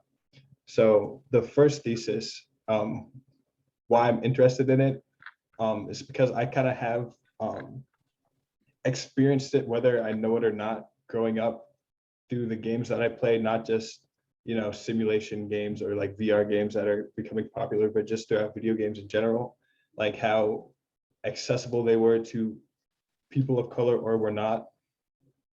A really good example, I'm just gonna like try to breeze through this really quick to get to the point, but one of the most popular games of the 2010 decade until Fortnite came out, called League of Legends, are just like, because I played so many games that were very good at this, being accessible to everyone, and many games that were very bad at it, and also many games that were like were bad at it, but then kind of got better over time, which is kind of which is one of the main points of my thesis, is how can we get better over time? And I think League of Legends is a good example of that. How it came out in 2009, and to 2013 kind of had like 100 characters you could play or so, and none of them were Black up until 2013. So that's kind of ridiculous, right? That's kind of like unacceptable. In 2013, it came out with its first Black champion that you could play, and then a little bit later came out with another one. And this character was kind of like a hoodlum. And so on the surface, you kind of feel like, oh, it's a stereotype, that's not really good. And you'd probably be right in a lot of ways. But if you take like a deeper look at the lore and the cinematics and the stories they made for this character, you find that he was like an inventor, and that he was really goofy, and that, like, most importantly, he was like a victim of circumstance.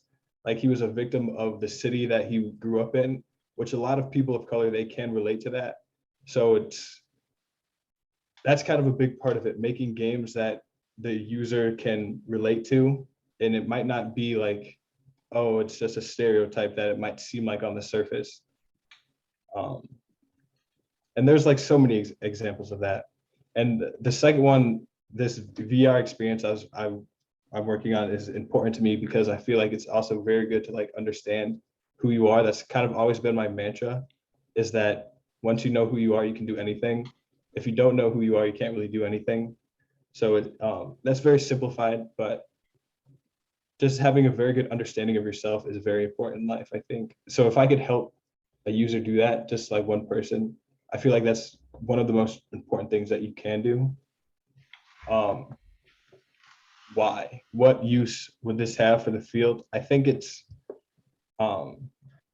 just as technology evolves, that obviously you want to be inclusive towards more people. And in order to do that, you need to understand what attracts certain groups of people to certain games and whatnot, such as GTA 5. I'm sure we all know like Grand Theft Auto culture and stuff.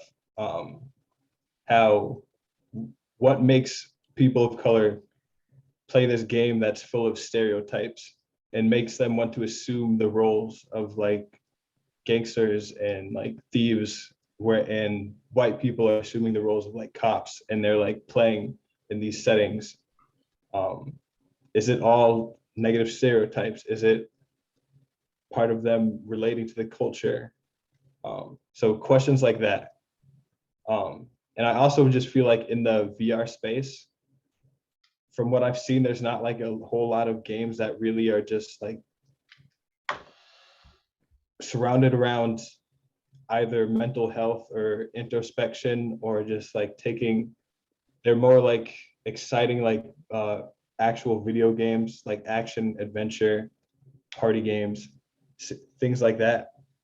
So I feel like that's just kind of a use of the space, that's not being used. I mean, a use of like the medium that it would be great for.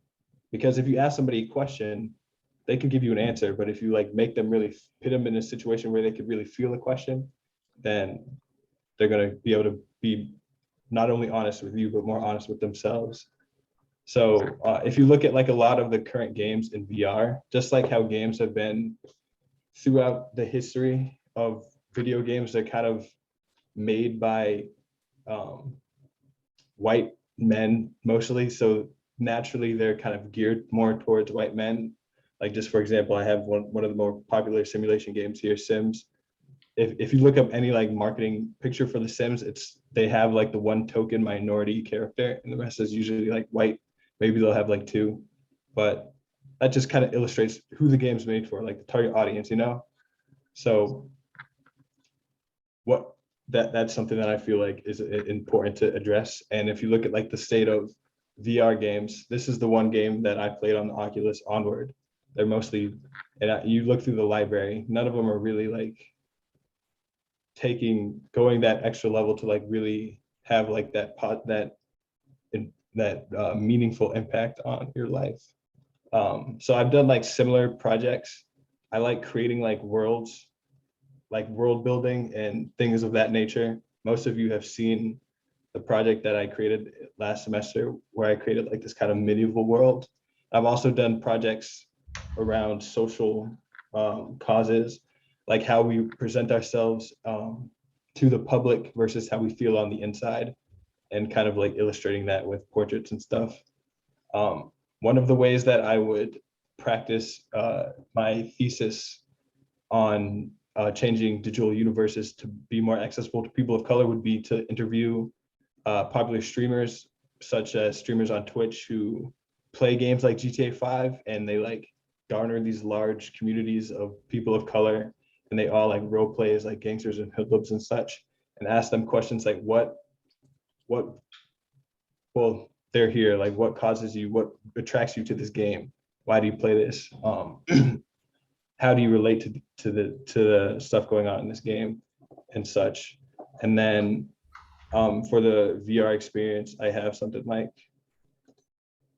this is what it looks like so far. So basically in these windows, there would be animated space cosmic effects that really kind of like are made to bring out, to like immerse you, and there'd be music as well. And this has just kind of been like something I'm learning. So it's very laggy right now. That's okay. And yeah, they're both really fun projects so far. But basically the feedback I was looking for is what is more compelling, you think? Can you go back to the first screen, Drew, where you show thanks, the two questions.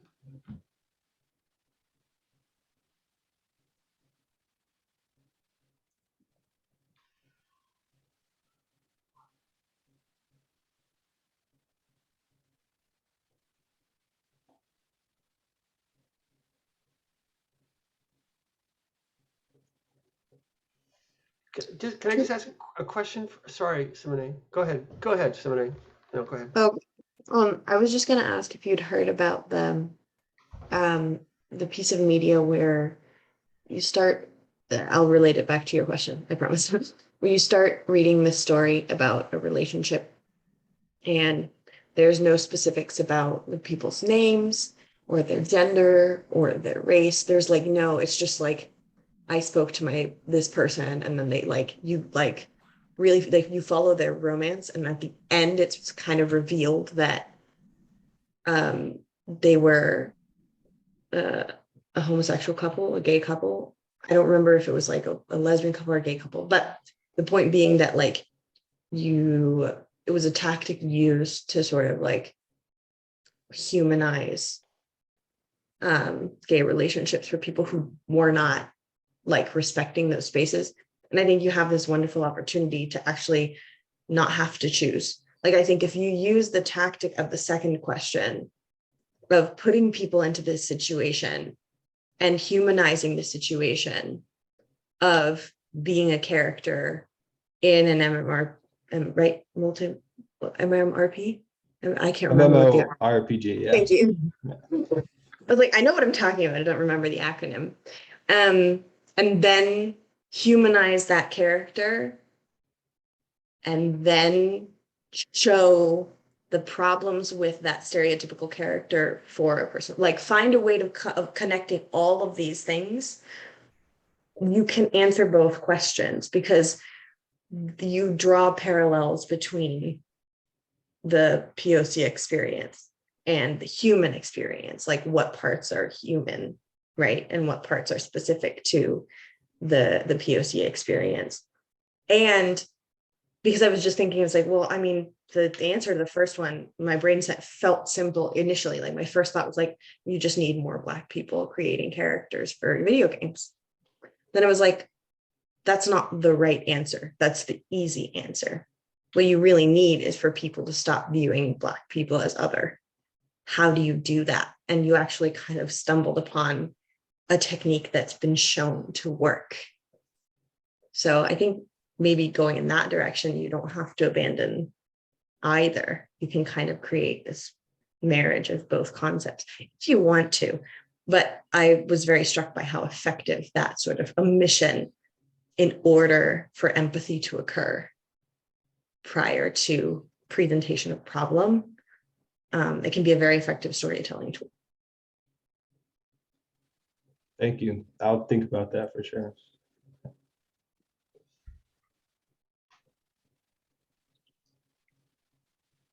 There's this Netflix show called High Score, and episode 4, they interviewed this. I had to look up his name. It's Gordon Bellamy, and he's a gay and Black developer and designer. He worked on the first Madden game and like came up with the idea for it, and it's super cool.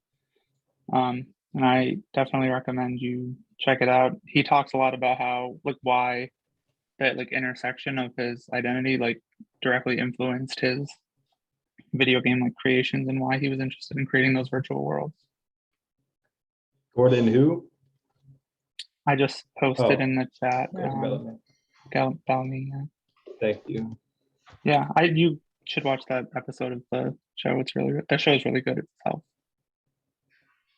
I'll check it out and I also kind of wanted to just find out what about games attract people of color without, and just like make that more accessible, because there's never going to be a world where all the game developers are Black and we just so the majority of the population is white, so the majority of games will probably be made by white people. I don't think that means that all the games should be made like for white people. I think we should give white people the tools to like make games that are also accessible to people of color. So that's kind of what I wanted to find. I wanted to find those tools with that thesis. But so maybe by watching Gordon Bellamy, that will give me insight on the tools that he uses. So.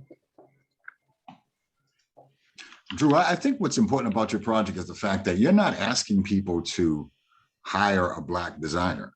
You're asking people to see that designer as equal as the next person.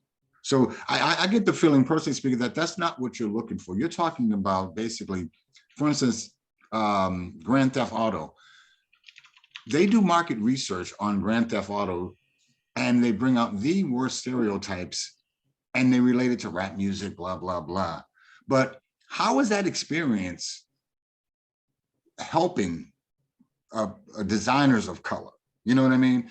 They have to go by and say, well, we have to design this game that involves these people and this person, blah, blah, blah. But aren't we looking for people? It kind of goes beyond empathy. It kind of deals more with designers who design these games and the companies that make these games base them on stereotypes. But at the same time, how can we as users look at these games as and not like this whole I don't see color thing. No, that's not it. It's all about why, would these companies use these stereotypes to sell these games and make billions, but not hire Black designers? That's the bigger question, personally speaking.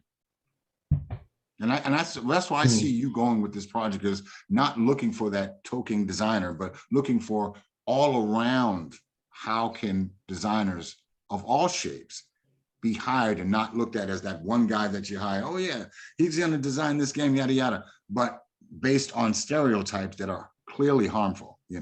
I think that's the vibe I'm getting from this, from what you're trying to do, personally speaking. That's what I'm seeing, I agree. I just want to find out, bottom line, like what attracts people of color to play games. And I think a big part of finding that is going to be by looking at Black designers, because they're gonna have the most experience in that in a lot of cases. True, very true. I think other than the lack of representation, other aspects as well, like not having access to technology, that could be another reason why people of color do not get access to these games. But I agree with Simone. I think the storyline is quite important. It could be a VR experience for the entire world, to experience what actually Black people go through. So that's like a storyline that you can tell. It could be an experience for the entire world, but it could be educational as well. So yeah, that's my takeaway from it. Drew, I think that was great progress this week. Really great progress this week. It was good to see you. First of all, it's really nice to see some of the visual work you're working on. And I think the questions are important, but I completely agree with Simone and Anisha. I don't think you have to choose between the two of them. And the second one is such a beautiful statement that it could absolutely be folded into anything that you create for a digital experience. And it feels to me like that's what all good designers should be thinking about. We should be thinking about that. Now, I understand that commercialism and capitalism and careers and everything else gets in the way. I'm not naive about the money or why we wind up doing what we need to do, or why companies publish games like that. But you nailed it when you said these games are produced by a bunch of white people. This is the same problem when there's been white people in charge of just about every industry for the last 400 years. What you see is a bunch of white people. If you were graduating from Mass Art 40 years ago, you wouldn't have been, Simone and Anisha wouldn't have been looking around and seeing any women-owned design firms to go and work for. It just wouldn't have happened. Whereas now my students, that's pretty much all I see. And it's amazing because they're great. They're really, really great. It's changed, but it's going to take time to change. So there's no reason to think that the game industry would somehow be different all of a sudden, because every American corporation has been this way. Plus, we all know we hire people that look like us, act like us, behave like us, and think like us, generally speaking. There's organizational behaviorists have looked at this over and over and over again, and we see this over and over and over again. So, none of this surprises me. I think it's, speaking to what Andrew was suggesting, if I were you, I'd start reaching out to some of these Black designers, because the ones that are out there now are only probably 10 years old. How old are you, may I ask? I'm 25. You're 25. Those designers are probably just 10 to 20 years older than you are. And they're the ones who are the pioneers in this field. But remember, this field, when would you date this field? I don't know. I played Atari when I was in college. My girlfriend bought me an Atari set for my birthday. There's no characters or anything, but that was 40 years ago. So real video games take place with, when does the first Xbox come out?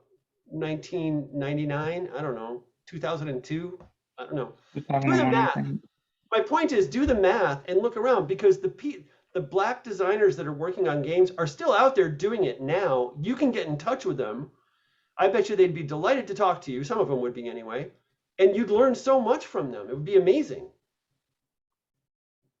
That's interesting that I'm getting like this feedback that I should reach out to the designers, because before I was thinking about just like reaching out to the gamers to see what brings them to the game. But the designers, they probably know, like psychologically, they have a much better idea of what's bringing, because you could play a game and not know like why you're playing it. But the designers, they'll know. Well, I actually think you should do both. I think talking to the gamers is great, absolutely great. I don't know how you get those people. Maybe you, I don't know how you do that. I don't know how you reach them to let them know that you want to know about their experiences. Do you know? But I think doing both would be great. You're going to get two really interesting perspectives. And then the other thing I wanted to say is when you now talk about a digital universe, if you think about it, I think the idea, if I understand the digital universe, we'll see if it ever happens, probably will someday, but that you should be able to create any sort of experience within that world that you want to, outside of the laws of gravity, commerce, psychology, physics, everything, right? Am I right? So Yeah. none of the things that inhibit our social, emotional growth as human beings are really there. But I'll guarantee you, we're going to recreate the same problems we do in every other aspect. But maybe there's this really interesting way of creating a very different sorts of communities within that environment. I don't know. I suspect the human will come out in us there, but do you know what I'm saying? There's less friction in that world that you're describing now. So there should be less of all the bad stuff about us if we want to make it that way, is what I'm trying to say.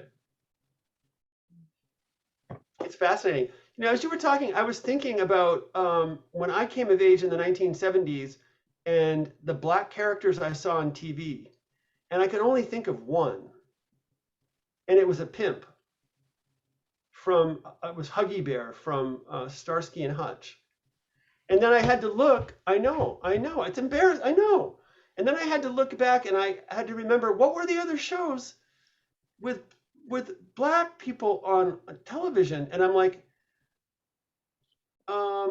Sanford and Son, a guy who runs a junkyard, a poor junkyard. So I'm like, you know, then it goes and recreates itself in the gaming industry 40 years later. It's the same thing. So Yeah. anyway, I'm sorry, I'm getting worked up, but I'm ranting about this, but this is why I think you need to really look at what this digital universe can be and what the possibilities there for different types of experiences. I often wonder, you know, if you took on a different persona, if I took on the persona of a Black man in a digital universe, I'd expect people to treat me very differently than they treat me as a white man. Because I know they would. I mean, I've been in situations as a white man where I know people are treating me differently just because I'm white and just because I'm a man and because of my age. I can tell. And it's sort of embarrassing. But is that sort of the effect that you could build into a gaming system? Or what would it be like to have the persona of a woman? My son will play his video game sometimes as a woman, but it goes no further than the outfit she has on in the game and the weapon she uses to like stab somebody with, right? There's no depth there, in other words. So I wonder how you can exploit that to bring in more depth and maybe play with some of those ideas more. If I I have to tell may, you, sorry. sorry, I just want to piggyback one sentence off what you're talking about with the thought that just occurred to me. Make a universe where there's only 2 white people. And like make their experiences when you play those characters the way, like sort of like a role reversal. Because if you do that, I feel like white people will default to going to with the white person initially, not like play it and then switch characters and then like it's gonna hit them like a ton of bricks. That's a thought that I had.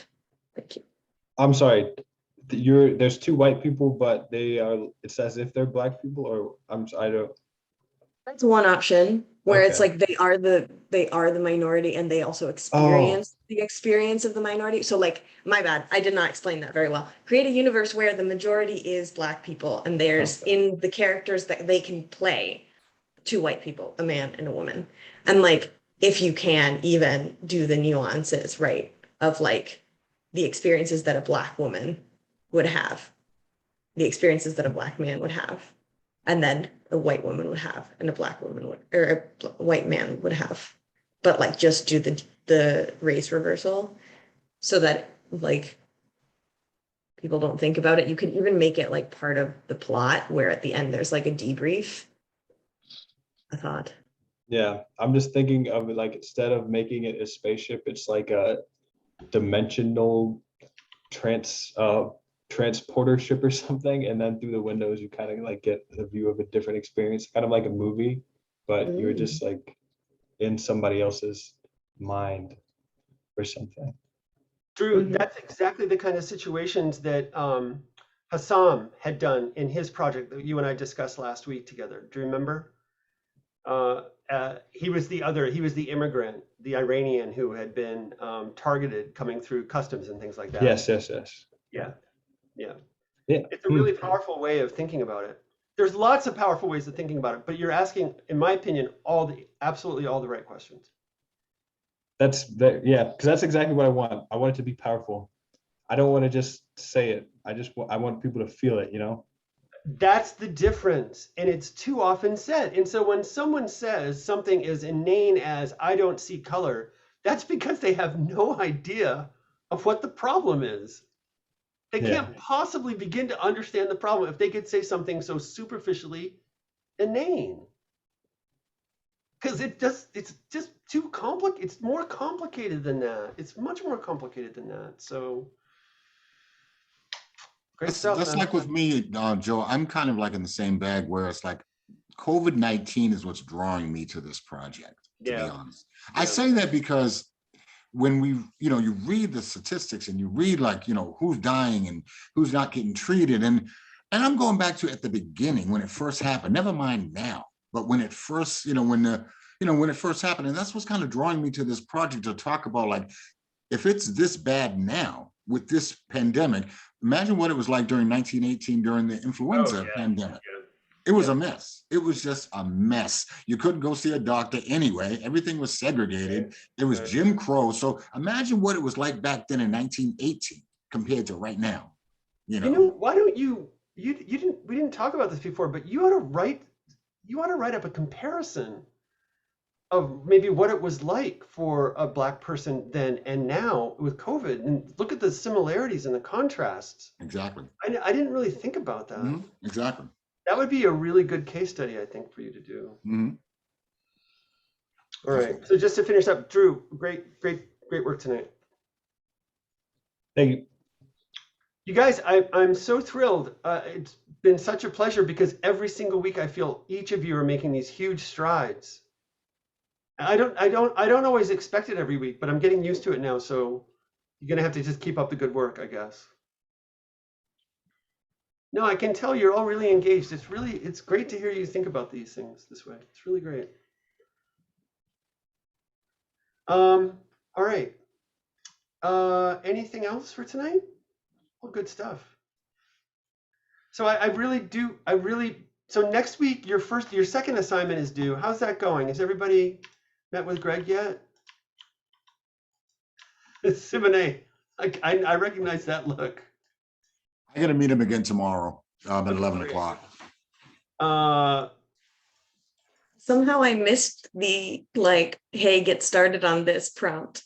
I don't know, maybe because I was already in communication with Greg sort of casually, but I haven't like physically gone and said, this is what I'm doing.